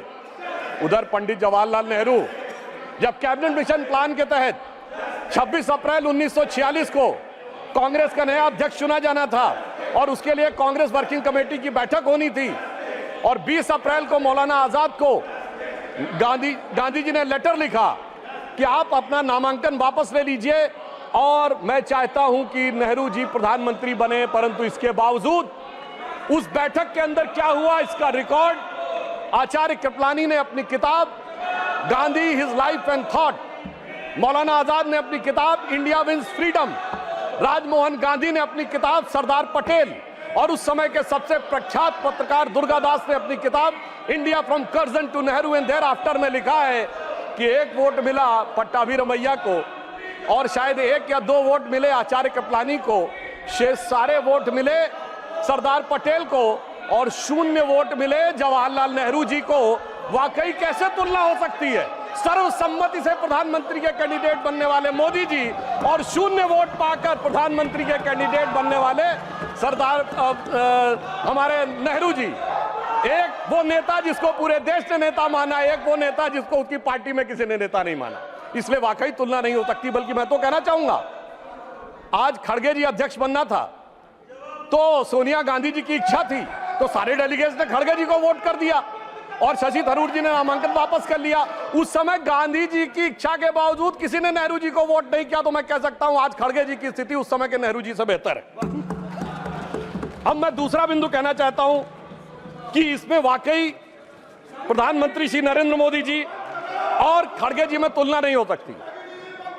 देखिए, नेहरू जी ने के विषय में प्रख्यात शायर मजरू सुल्तानपुरी ने काट के लिख दिया था कि उनकी कार्यशैली में हिटलर की झलक दिखती है और उसके बाद सभापति महोदय 2 साल जेल में रहे। और यहां मोदी जी के समय में हिटलर की मौत, मोदी जी की मृत्यु की कामना और कब्र खुदेगी जैसी बात कहने वाले लोग तो छोड़िए, जिन्होंने बोटी बोटी की बात कही थी वो सम्मानित सदस्य होकर अगले सदन में आ गए और इसके बावजूद किसी पे कोई कार्रवाई नहीं हो रही है। तो मैं मानता हूं कोई तुलना नहीं है मोदी जी और नेहरू जी की। दोनों की अप्रोच में जमीन आसमान का अंतर है। और एक मैं बात और कहना चाहता हूं, हमारे तीसरा बिंदु, हमारे प्रधानमंत्री श्री नरेंद्र मोदी जी को कितने देशों ने अपना सर्वोच्च नागरिक सम्मान दिया है। इसमें Bhutan, France, Papua New Guinea, Fiji, रूस और मालदीव। और मेरे विरोधी विशेष रूप से सुने, इसके अतिरिक्त तमाम मुस्लिम देश, Egypt, Saudi Arabia, United Arab अमीरात, बहरीन, अफगानिस्तान और विशेषकर ध्यान दें फिलिस्तीन, इतने देशों ने अपना सर्वोच्च नागरिक सम्मान प्रधानमंत्री श्री नरेंद्र मोदी जी को दिया जो भारत के इतिहास में किसी मंत्री को नहीं मिला। और प्रधानमंत्री जी ने किसको सर्वोच्च सम्मान दिया? हमने भारत के, हमारी सरकार ने और सरकार की बनाई समिति ने सिर्फ हमारे नेताओं स्वर्गीय अटल बिहारी वाजपेयी जी और आदरणीय लाल कृष्ण आडवाणी जी को ही भारत का सर्वोच्च नागरिक सम्मान नहीं दिया, हमने कांग्रेस के भी नेताओं को सम्मान दिया। कांग्रेस के 3 बड़े नेताओं को भारत रत्न मिला। मदन मोहन मालवीय जी को हमारी सरकार में भारत रत्न मिला, प्रणब मुखर्जी जी को हमारी सरकार में भारत रत्न मिला, पीवी नरसिम्हा राव जी को हमारी सरकार में भारत रत्न मिला, हमारी पार्टी के नहीं थे परंतु कर्पूरी ठाकुर जी को भारत रत्न मिला, और कांग्रेस के नेता एससी जमीर और तरुण गोगोई जी को पद्म अवार्ड मिला। दूसरी तरफ नेहरू जी ने क्या किया? न किसी से अवार्ड मिला। अरे भाई, दूसरी पार्टी छोड़िए, अपनी पार्टी के सरदार पटेल और बाबा साहब अंबेडकर को भी नहीं दिया, उन्होंने अपनी सरकार से खुद को भारत रत्न ले लिया। यानी एक मोदी जी जिन्होंने सबको भारत रत्न दिया और एक उनकी सरकार जिसमें खुद को भारत रत्न मिल गया। तो मैं मानता हूं कि इन तीनों बिंदुओं पर नेहरू जी और मोदी जी में कोई तुलना नहीं है। इसलिए मैं कह सकता हूं कि मोदी जी नेहरू जी की तुलना में एक अतुलनीय प्रधानमंत्री हैं और उन्होंने यह अतुलनीय उपलब्धि हासिल की है। और एक बात और कहूंगा अंत में, वाकई दोनों में बराबरी नहीं है। हम लोग बचपन में एक बड़ा गीत था जो हमारी पीढ़ी और हमसे पहले वाली पीढ़ी ने अवश्य सुना होगा कि दे दी हमें आजादी बिना खड़क बिना ढाल। उसमें एक लाइन थी कि फूलों की सेज छोड़ के दौड़े जवाहरलाल। वो तो फूलों की सेज पे थे। और हमारे प्रधानमंत्री जी चाय की केतली लेके प्लेटफॉर्म पे दौड़े नरेंद्र लाल। दोनों में जमीन आसमान का अंतर था। वो जवाहरात के लाल थे और नरेंद्र मोदी जी गुदड़ी के लाल थे। वो हीरे जवाहरात के बीच में उनका बचपन गुजरा और इन्होंने गुदड़ी के लाल ने निकलकर आज भारत माता का भाल जिस ऊंचाई तक पहुंचाया है उसके लिए सारा देश उन पर गर्व करता है। अब मैं पिछली बात को छोड़कर इस पे आता हूं कि इस तीसरे टर्म में हमारी सरकार किस प्रकार की बातों पर विचार करने की तरफ ध्यान दे रही है। राष्ट्रपति महोदया ने अपने बिंदु क्रमांक 5 में इस विषय का उल्लेख किया है, रिफॉर्म, परफॉर्म और ट्रांसफॉर्म। आने वाले समय में सबसे बड़ी चुनौती हमारे सामने आने वाली है वो है एनर्जी, और एनर्जी में ग्रीन एनर्जी। हमारी सरकार ने, प्रधानमंत्री श्री नरेंद्र मोदी जी ने इस विषय को बहुत पहले से ध्यान कर इस बात को समझ लिया कि आने वाला एरा ग्रीन एरा है। और याद करिए कि हमारी सरकार ने आने के बाद सबसे पहले क्या किया था, एलईडी बल्ब देने शुरू किए थे। अब तक 37 करोड़ एलईडी बल्ब डिस्ट्रीब्यूट किए जा चुके हैं, जो अमेरिका की कुल आबादी से अधिक है। उस समय हमारा अधिकतम पावर कंजम्पशन 50% से अधिक कोयले से होता था। अगर हम विकसित राष्ट्र बनना चाहते थे और केवल कोयले से कंजम्पशन करते तो भारी मात्रा में कार्बन डिपोजिशन होता। ग्रीन एनर्जी का टारगेट जो हमारी सरकार ने रखा, प्रधानमंत्री जी के नेतृत्व में यह टारगेट रखा गया कि 2030 तक भारत की इंस्टॉल्ड कैपेसिटी पावर जनरेशन का 40% क्लीन एनर्जी से होगा। और हमेशा सरकारों में देर में होता है कार्य, मगर महोदय मैं बताना चाहता हूं, पहली बार भारत के इतिहास में वो 40% install capacity by clean energy का टारगेट 8 साल पहले 2022 में अचीव कर लिया गया। और अब 2030 के लिए रिवाइज टारगेट 50% क्लीन एनर्जी का हो गया है। यह दर्शाता है कि हमने कितना महत्वपूर्ण छलांग लगाई है। इसीलिए हम तीसरे नंबर की देश बन गए हैं सोलर एनर्जी के संदर्भ में। 2014 में जहां सोलर एनर्जी 2.6 गीगावाट थी, वहीं 2023 में 66.7 गीगावाट हो गई है। और इतना ही नहीं, अब प्रधानमंत्री जी ने जो एक प्रधानमंत्री सूर्य घर योजना शुरू की, जिसका उल्लेख राष्ट्रपति महोदया के अभिभाषण में है, मैं बताना चाहता हूं, लोगों के घर पे सोलर रूफटॉप्स लगेंगे और मुफ्त की बिजली प्राप्त हो रही है। और मुफ्त की बिजली के साथ साथ जो इलेक्ट्रिक स्कूटर या इलेक्ट्रिक कार चलाएंगे, उनका चार्जिंग भी मुफ्त की हो जाएगी। सोचिए कि एक ऐसी योजना जिसमें किसी भी प्रकार का पर्यावरण पर आक्षेप नहीं आ रहा है, पर्यावरण के ऊपर कोई प्रभाव नहीं पड़ रहा है।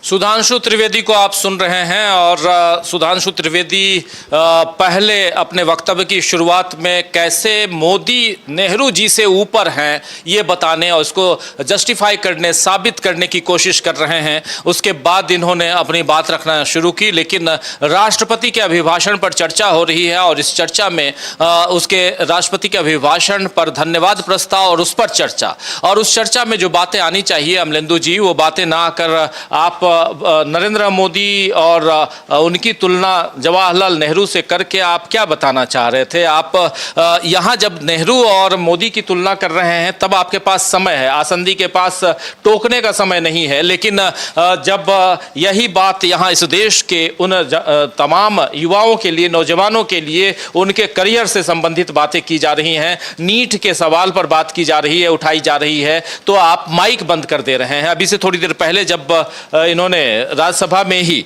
जब मल्लिकार्जुन खड़गे ने अपनी बात रखी तो माइक बंद कर दी गई उनकी माइक।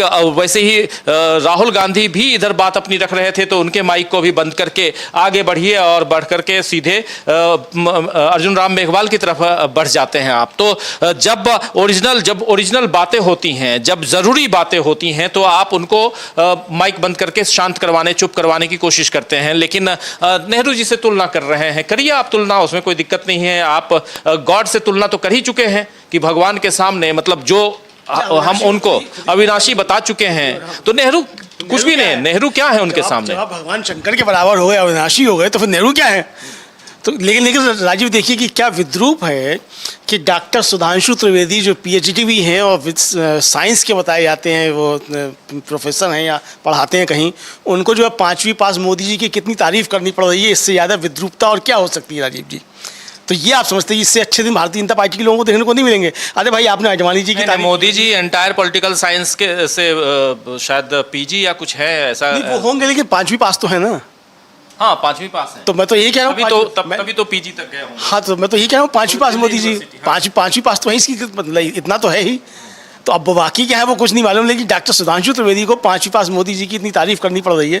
तो ये है राजीव, आपने अटल जी की तारीफ की होती चलिए तब भी चल जाता, आपने अडवाणी जी की होती चल जाता, डॉक्टर मुरली मनोहर जोशी की आपने तारीफ की होती जो बाकायदा साइंटिस्ट हैं, आपने उनकी तारीफ की होती, आप उसी विधा से आते हैं उसी धारा से आते हैं जिस धारा से डॉक्टर मुरली मनोहर जोशी आते थे, तो डॉक्टर सुधांशु त्रिवेदी ये करते थे, ठीक था। लेकिन जो महत्वपूर्ण बात राजीव जी आपने कही कि मल्लिकार्जुन खड़गे का जो है वो माइक बंद कर दिया जाता है, यानी ये माइक बंद करने का जो स्विच है वो इधर भी मालूम पड़ता है लोगों के पास है, जो जैसे पहले बंद होता रहता था, और इधर भी अभी वो जारी। इसका मतलब राजीव जी है कि सरकार जो है उसी तरीके से चल रही है, सदन भी उसी तरीके से चल रहे हैं, जनता के सवाल यहाँ नहीं उठेंगे, और जनता के सवाल उठेंगे तो माइक बंद कर दिए जाएंगे। ये माइक बंद करने वाली सरकार है, ये समझा सकता है राजीव जी कुल मिलाकर के।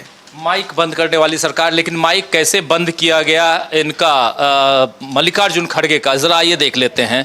मल्लिकार्जुन खड़गे थोड़ी देर पहले जब नीट का मसला उठाते हैं तो माइक बंद कर दिया जाता है। देखिए, सुनिए। आज स्टूडेंट्स बहुत परेशान है। सर, नीट का एग्जामिनेशन बार बार 7 साल में 70 बार पेपर लीक होता है। I do not तो expect, क्या है, nothing will go on 7 record, साल में nothing will go on record. 70 I am not getting, no. Leader of the opposition is expected to confine to the issue. No, sir, sorry, please, sir. Sir, बैठिए, please.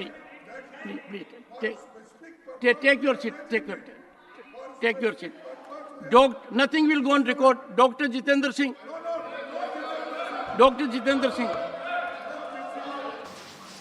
तो सुन रहे थे आप, देखा आपने, अगर नहीं देखा तो एक बार फिर से देखते हैं कैसे जैसे ही इन्होंने अपनी बात रखना शुरू की, मल्लिकार्जुन खड़गे ने नीट के मसले पे, छात्रों के मसले पे बात करने की कोशिश, माइक बंद कर दिया गया और पूरा का पूरा कैमरा जगदीप धनखड़ की तरफ, न कि वहां जो बोल रहे हैं उनकी तरफ, यानी मल्लिकार्जुन खड़गे की तरफ से कैमरा भी हटा लिया गया, माइक बंद कर दिया गया, उनकी आवाज दबा दी गई। और ये चल रहा है इस लोकतंत्र में, लोकतंत्र की दुआई। लेकिन सदन में चूंकि वो अपनी बात रख रहे थे और चूंकि माइक ऑफ है, तो इसका मतलब nothing will go on record, जो कह रहे हैं वही वहां हो रहा है। तो आइए जरा एक बार फिर से सुनते हैं। आज स्टूडेंट्स बहुत परेशान है। नीट का एग्जामिनेशन बार बार 7 साल में 70 बार पेपर लीक होता है। I do not तो expect, क्या है, nothing will go on 7 record, साल में nothing will go on record. 70 I am not getting, no. Leader of the opposition is expected to confine to the issue. No, sorry, please, sir, बैठिए, please. Take your seat, take your seat. Nothing will go on record. Dr. Jitendra Singh. तो ऐसे आवाज दबाई जा रही है, आप समझ लीजिए, इस ढंग से आवाज दबाई जा रही है। ऐसे ही उधर राहुल गांधी भी जब अपनी बात रख रहे थे, राहुल गांधी की बात को भी कैसे दबाई गई, बंद किया गया उनके माइक को भी, जरा वो भी सुन लीजिए। कैसे यहाँ जब आप बैकग्राउंड साउंड सुन रहे होंगे, जब मल्लिकार्जुन खड़गे अपनी बात रख रहे हैं, माइक अचानक बंद कर दिया जाता है और पीछे से जो बैकग्राउंड साउंड है वो सुनाई दे रही है, वो आवाज मल्लिकार्जुन खड़गे की आ रही है, लेकिन ओरिजिनल आवाज जो माइक के जरिए आनी चाहिए, उस आवाज को बंद कर दिया गया, दबा दिया गया, यानी कि स्विच ऑफ करना। इन दोनों आसंदी पर विराजमान, चाहे इधर जगदीप धनखड़ हो सभापति राज्यसभा के और उधर लोकसभा के स्पीकर ओम बिरला हो, दोनों को स्विच का जो कहाँ पे स्विच है और कब दबाना है, ये बहुत अच्छी तरह से आता है। राहुल गांधी भी जब अपनी बात रख रहे थे तो उन्होंने भी अपनी बात थोड़ी जैसे आगे बढ़ाई, नीट के मामले को लेकर आए, उसके बाद आसंदी पर विराजमान इधर ओम बिरला, उन्होंने स्विच दबा दिया और कहा कि चलिए आगे बढ़ते हैं, और दूसरी तरफ आगे बढ़ गए। जरा सुन लेते हैं राहुल गांधी का मामला क्या है और इस पर कांग्रेस क्यों आज आग बबूला है, कांग्रेस क्यों नाराज है। लगातार सोशल मीडिया के जरिए कांग्रेस अपनी नाराजगी जाहिर कर रही है और ये दोनों विजुअल्स को शेयर कर रही है कांग्रेस पार्टी। एक अभी देख लिया आपने राज्यसभा में, अब लोकसभा में जरा उस कार्यवाही को, राहुल गांधी की बातों को हमने कई बार देख लिया है, लेकिन फिर से और कहां पर स्विच ऑफ किया गया है ये भी देखिए जरा। आपको पूर्व में बता चुका हूं कि आप विषय राष्ट्रपति भाषण में रखें, अभी आपका सर, हम रिकॉर्ड में नहीं जाएगा, इसलिए मेरा आग्रह है।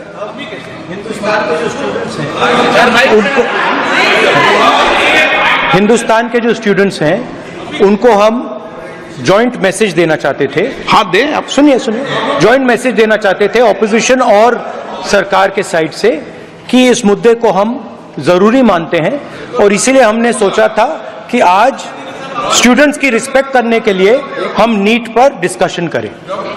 ठीक है, आप डेडिकेटेड डिस्कशन। अब बात यह है कि दो फोर्सेस हैं, एक तरफ नहीं माने, प्लीज ओके। सभा पटल पर रखे जाने वाले पत्र आइटम नंबर 3 श्री अर्जुन मेघवाल जी। धन्यवाद अध्यक्ष जी। मैं आपकी अनुमति से आज की संशोधित कार्यसूची के क्रम संख्या 3 पर अंकित दस्तावेज जो डॉक्टर जितेंद्र सिंह जी के नाम के आगे उल्लेखित है, आपकी अनुमति से सदन के पटल पर रखता हूं।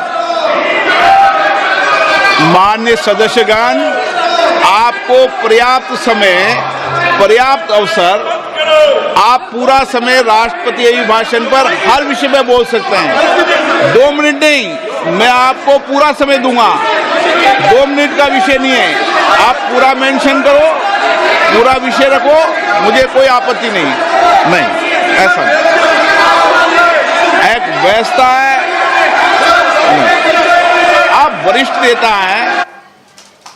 तो सुन रहे थे आप, दबा दिया गया, माइक ऑफ, स्विच ऑफ, और उसके बाद अपनी बात रख रहे हैं। यहाँ पहले अर्जुन राम मेघवाल को बुलाया गया, उसके बाद में अर्जुन राम मेघवाल बोलते हैं, फिर से ओम बिरला बोलते हैं और आपको पूरा पर्याप्त समय दूंगा, लेकिन यहाँ साफ साफ कहते हुए कि इस पर 2 मिनट नहीं, इस पर आपको बात करनी ही नहीं है। यानी कि नीट का मामला यहाँ हम उठाने नहीं देंगे, ये दोनों शब्दों में साफ दिखाई दे रहा है। नीट के मामले पर हम बात नहीं करेंगे, हम बात करेंगे नरेंद्र मोदी तीसरी बार प्रधानमंत्री बन गए, उन्होंने कैसे रिकॉर्ड ब्रेक कर दिया और उनसे आगे कोई है ही नहीं। नेहरू की बात को साफ साफ खारिज करते हुए और एक अलग इतिहास रचने की बात करते हुए, लेकिन उनको ये नहीं पता कि नेहरू तीसरी बार भी पूर्ण बहुमत के साथ आए थे।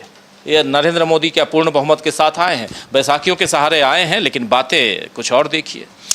अब राजीव की तुलना वो किसी से भी कर सकते हैं। तो डॉक्टर सुधांशु त्रिवेदी हैं, साइंस के विद्यार्थी हैं, तो उनका सेब जो है वो नीचे से ऊपर से नीचे गिरने बजाय नीचे से ऊपर भी गिर जाता है।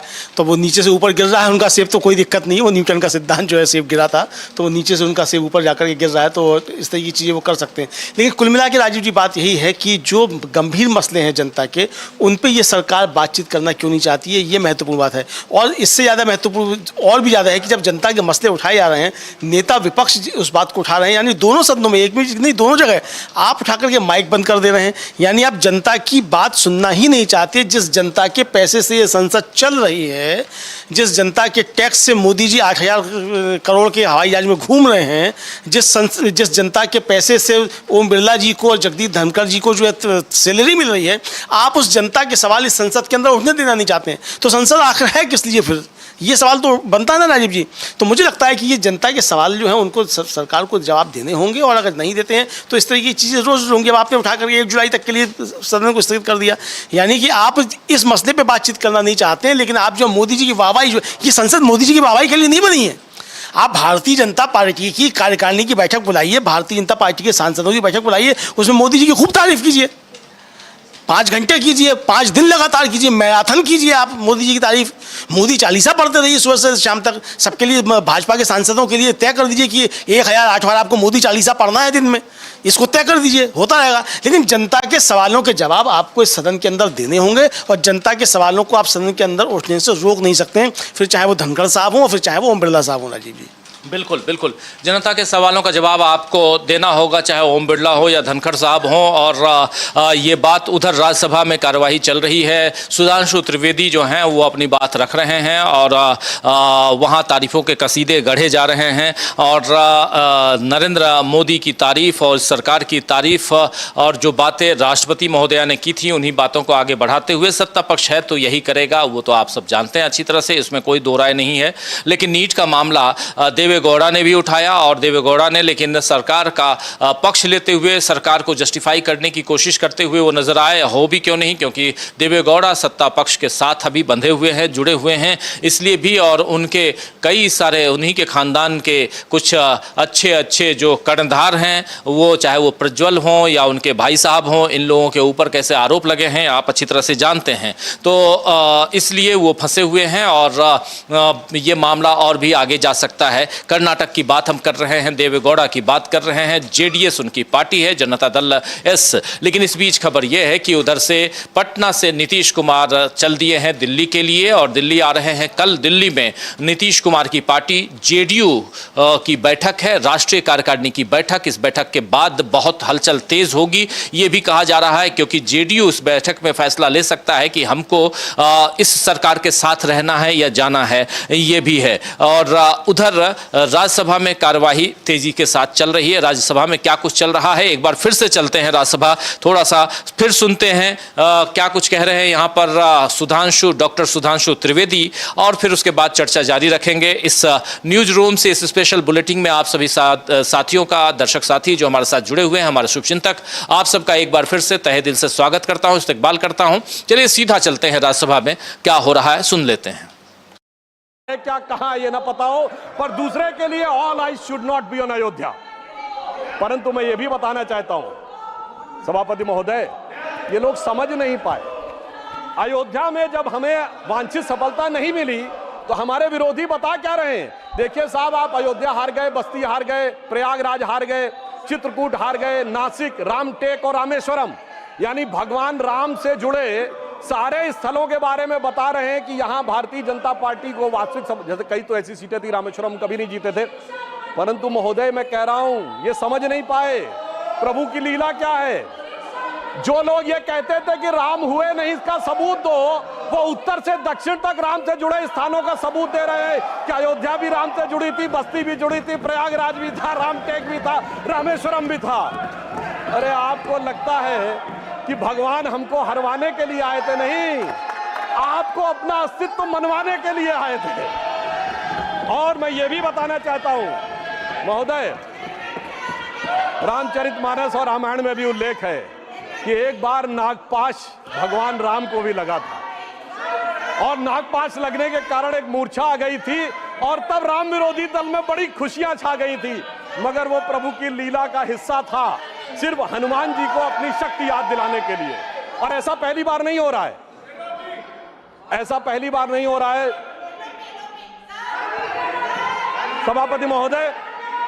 आज से 30 साल पहले मुझे याद है उत्तर प्रदेश में जब समाजवादी पार्टी और कांग्रेस सबने मिलकर सरकार बनाई थी, सपा बसपा और कांग्रेस आई ने मिलकर, तब एक नारा लगा था कि मिले मुलायम काशीराम, हवा में उड़ गए जय श्री राम। मगर हम तब भी नहीं डिगे थे और जो हवा में उड़ाने की बात कर रहे थे, 3 साल में हमने केंद्र में सरकार बना के दिखा दी थी और उत्तर प्रदेश में भी सरकार बनी थी। अरे अब तो इतना अंतर आया है, तब आप हवा में उड़ाने की बात कर रहे हैं, अब आप एक एक स्थान को बता रहे हैं। आप निश्चित रहिए, जिसे एक हम लोग जो प्रसिद्ध भजन सुनते थे उसमें ये कहा गया है, जो हनुमान जी का प्रसिद्ध भजन है कि रावण युद्ध अजान कियो तब नाग की फांस सबे सिर डारो। परंतु चिंता मत करिए, वो शक्ति पुनः जागृत हो रही है और वो जागृत होकर हमें पुनः वहां तक पहुंचाने का प्रयास रखेगी। और एक मैं गंभीर बात करना चाहता, श्री राम का विषय हमारे लिए हार जीत का विषय नहीं है। हम 2 सीटों की पार्टी थे, तब भी उतनी श्रद्धा और निष्ठा के साथ खड़े थे। हम 86 सीट पे भी वैसे ही खड़े थे, 120 पे वैसे ही खड़े थे, 182 पे वैसे ही खड़े थे, 282 पे वैसे ही खड़े थे, 303 पर वैसे ही खड़े और 240 पर भी वैसे ही खड़े हुए हैं। आपके लिए चुनावी हार जीत का विषय होगा, हमारे लिए चुनावी हार जीत का विषय नहीं है। परंतु हमें लगता है कि भारतीय समाज में भी कुछ लोगों के मन में अभी भी इसको लेकर हो सकता हमारी तपस्या में कोई कमी रही हो। तो मैं ये कहना चाहूंगा भारत के सभी लोगों से, अटल बिहारी वाजपेयी जी की कविता की वो प्रसिद्ध पंक्ति जो उनकी कविता थी, आओ मिलकर दिया जलाएं, तो मैं इसके लिए कहना चाहूंगा कि अभी हमारा यह प्रयास बाकी है।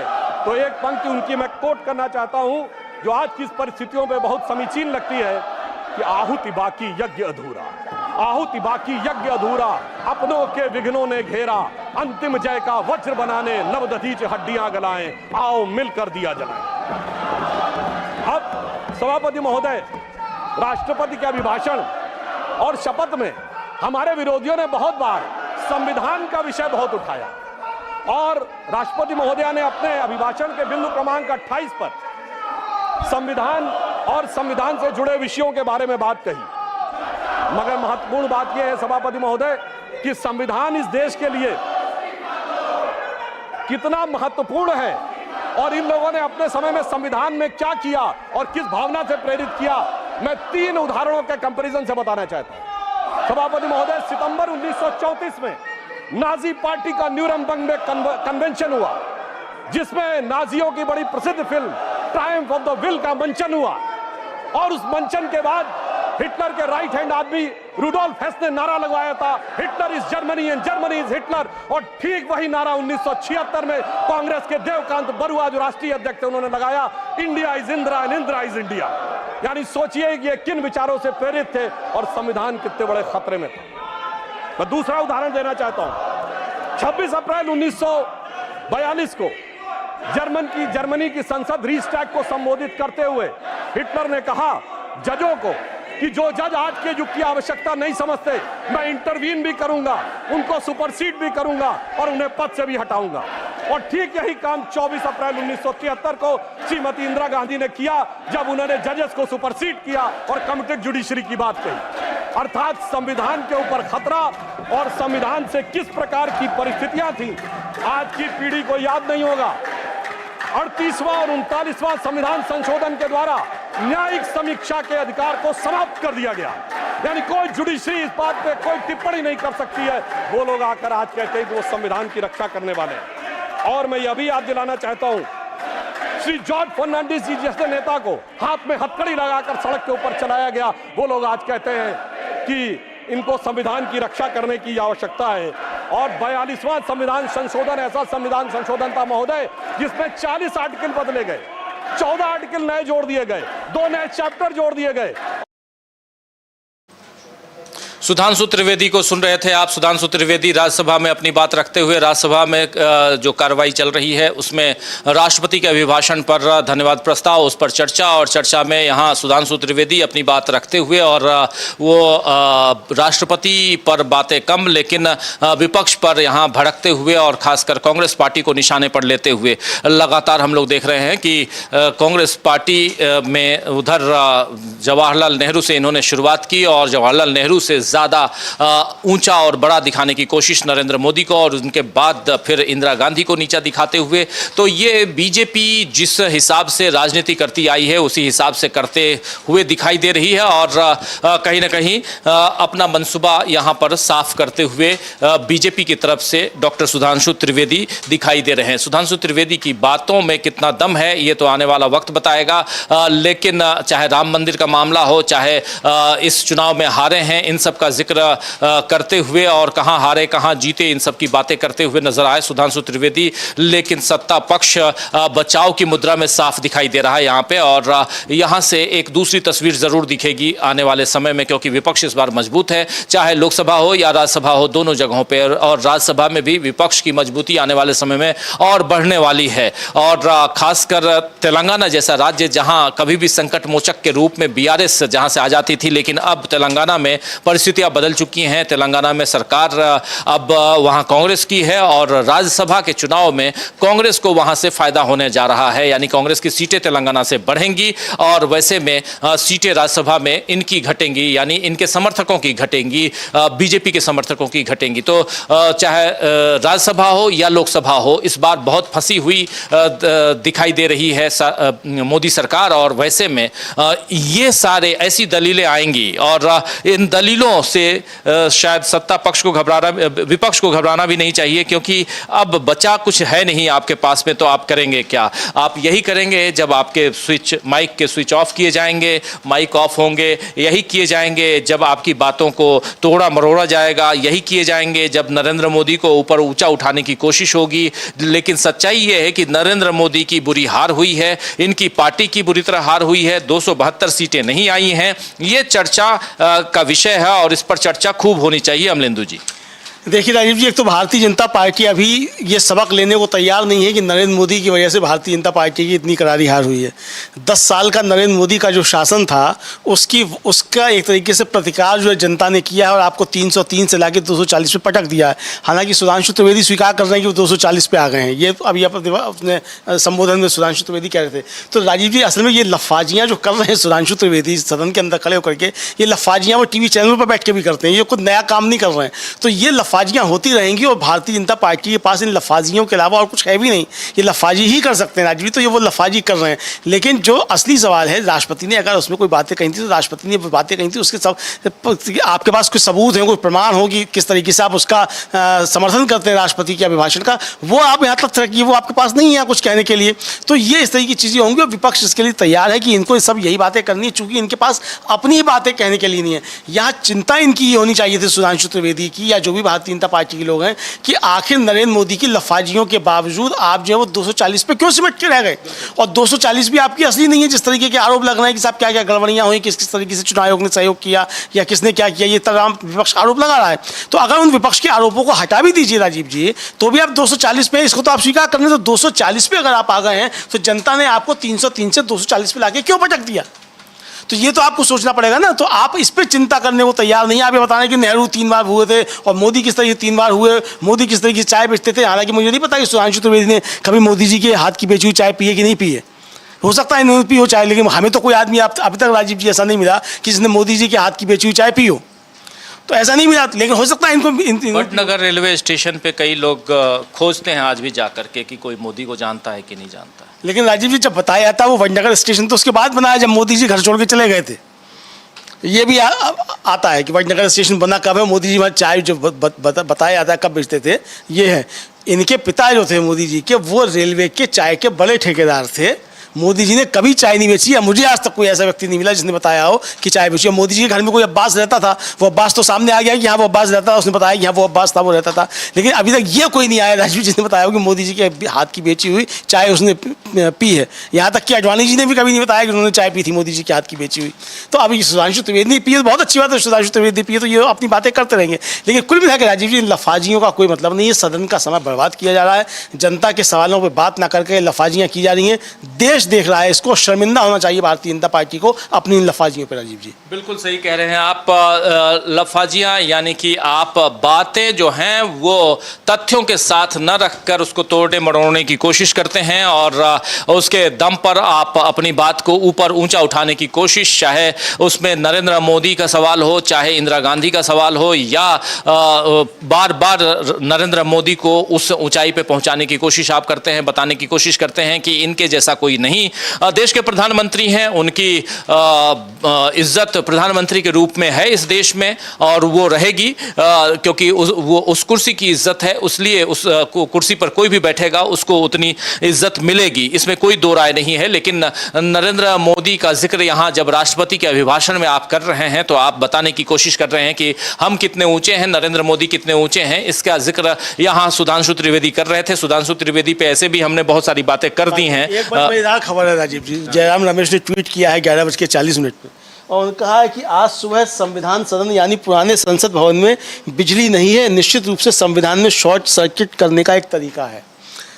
यानी कि आज वो टर्मिनल जो है इंदिरा गांधी एयरपोर्ट का, उसकी छत गिर जाती है, एक व्यक्ति की मौत होती है, 6 लोग घायल हो जाते हैं। जबलपुर में जो है कल जो है जिसका प्रधानमंत्री उद्घाटन करके आए थे उसकी छत टपकने लगती है, वहाँ भी एक अधिकारी की गाड़ी जो है वो क्षतिग्रस्त होती है। और यहाँ संविधान सदन जो है उसमें बिजली नहीं है। तो ये संविधान सदन मतलब पुरानी बिल्डिंग असली संसद जो है यानी पुरानी, उसके वहाँ बिजली नहीं है। ये है, तो ये हमारा जो है विकसित भारत की तस्वीर जो राष्ट्रपति अपने संबोधन में बता रही थी अभिभाषण में, ये उसकी तस्वीर ये कुल मिलाकर के सामने आ रही है राजीव जी। जी बिल्कुल बिल्कुल। तो तस्वीरें और इसी मोदी काल की तस्वीरें हैं जिसका जिक्र यहाँ हो रहा है। और बारिश की कुछ बूंदों के बाद क्या स्थिति होती है दिल्ली में या देश के दूसरे राज्यों में, उसकी तस्वीर आप लोग देख रहे हैं। लेकिन उसके साथ साथ तस्वीर जो है वो सदन के अंदर से भी आ रही है। राज्यसभा की कार्यवाही शुरू हो गई है, वहाँ चल रही है कार्यवाही। लेकिन लोकसभा की कार्यवाही को, चूंकि लोकसभा में विपक्ष काफी मजबूत है और विपक्ष के नेता राहुल गांधी भी काफी मजबूती के साथ वहाँ दमदारी के साथ अपनी बात रख रहे हैं, तो उस सदन को एडजर्न कर दिया गया है, स्थगित कर दिया गया है सोमवार तक के लिए। और इसी बीच एक खबर और भी आई, उससे पहले आपको बता दूं कि राज्यसभा की कार्यवाही चल रही है, लेकिन एक खबर और भी आई वो झारखंड से कि झारखंड के पूर्व मुख्यमंत्री हेमंत सोरेन को जमानत मिल गई है झारखंड हाई कोर्ट की तरफ से। और 158 दिनों के बाद, जहां तक मुझे ध्यान आ रहा है, 158 दिनों के बाद हेमंत सोरेन को जमानत मिली है और अब वो जेल के बाहर आएंगे। और सूत्रों के हवाले से जो खबर आ रही है वो ये आ रही है कि जैसे आज विपक्ष नीट के मसले पर सदन के अंदर अपनी बात रखना चाहता था, वैसे ही विपक्ष आने वाले समय में, यानी अभी आने वाला जो सोमवार है उस दिन इन जांच एजेंसियों के बारे में अपनी बात रखने की डिमांड करेगा। तो विपक्ष लगातार सरकार को घेरने की कोशिश करते हुए नजर आएगा और सरकार इससे इन कोशिशों को दबाने की फिराक में नजर आएगी और साथ साथ सरकार भागने की कोशिश करती हुई नजर आएगी। और आप ऐसे ही एडजर्न होते हुए देखेंगे, कसीदे गढ़े जाएंगे, पढ़े जाएंगे, तमाम बातें होंगी सदन के अंदर भी, और जब बीजेपी के लोग या उनके सहयोगी दलों के लोग अपनी बात रखेंगे। लेकिन कल का दिन और भी इंपॉर्टेंट है क्योंकि कल जेडीयू यानी जनता दल यूनाइटेड के तमाम नेता राष्ट्रीय कार्यकारिणी की बैठक में शामिल होंगे और बिहार के मुख्यमंत्री नीतीश कुमार भी पटना से अब दिल्ली की तरफ रवाना हो चुके हैं, वो थोड़ी देर में दिल्ली पहुंच जाएंगे। कल की तैयारियां यहां चल रही हैं, कल क्या कुछ होगा वो भी हम आप तक तो पहुंचाएंगे ही, लेकिन यह भी कहा जा रहा है कि बिहार में शायद अंदर खाने बात चल रही है, फिर से महागठबंधन में शामिल हो सकते हैं इधर नीतीश कुमार। और नीतीश कुमार का महागठबंधन में शामिल होना मतलब सरकार के लिए कमजोर स्थिति का उत्पन्न होना, यह कह सकते हैं, क्योंकि नीतीश कुमार की हैसियत इतनी है कि न सिर्फ वो खुद अलग होंगे बल्कि उनके साथ साथ कई लोग अलग हो सकते हैं। एक अलग कहानी बन सकती है ये। और कहानी राजीव जी महाराष्ट्र और बिहार दोनों जगह चल रही है। नीतीश कुमार आज पहुंचने वाले हैं दिल्ली, कल उनकी बैठक है और क्या फैसला पहुंच चुके हैं और क्या फैसला होता है ये मालूम पड़ेगा। चूंकि जिस तरह की चर्चाएं चल रही हैं, पप्पू यादव ने जो सांसद हैं उन्होंने एक बड़ी बाइट दी है कि नीतीश कुमार के बहुत से लोग भारतीय जनता पार्टी में मिले हुए हैं, नीतीश कुमार समझौता नहीं कर सकते हैं, तो वो अब देखते हैं क्या होता है। लेकिन अविनाश जी एक बड़ी खबर बता रहे हैं राजीव जी की जो 25,000 करोड़ का शायद या 25 करोड़ का कोई घोटाला था, सहकारी बैंक का घोटाला था, वहाँ सहकारी बैंक का, जिसमें अजीत पवार फंसे हुए थे, उसमें वहाँ की पुलिस ने क्लोजर रिपोर्ट लगा दी और ईडी ने उसका विरोध किया है। हाँ, सहकारी बैंक का 25,000 करोड़ का घोटाला था जिसमें अजीत पवार आरोपी थे और वहाँ की जो आर्थिक अपराध शाखा है उसने क्लोजर रिपोर्ट लगाई थी निचली कोर्ट में और उसका ईडी ने विरोध किया। अजीत पवार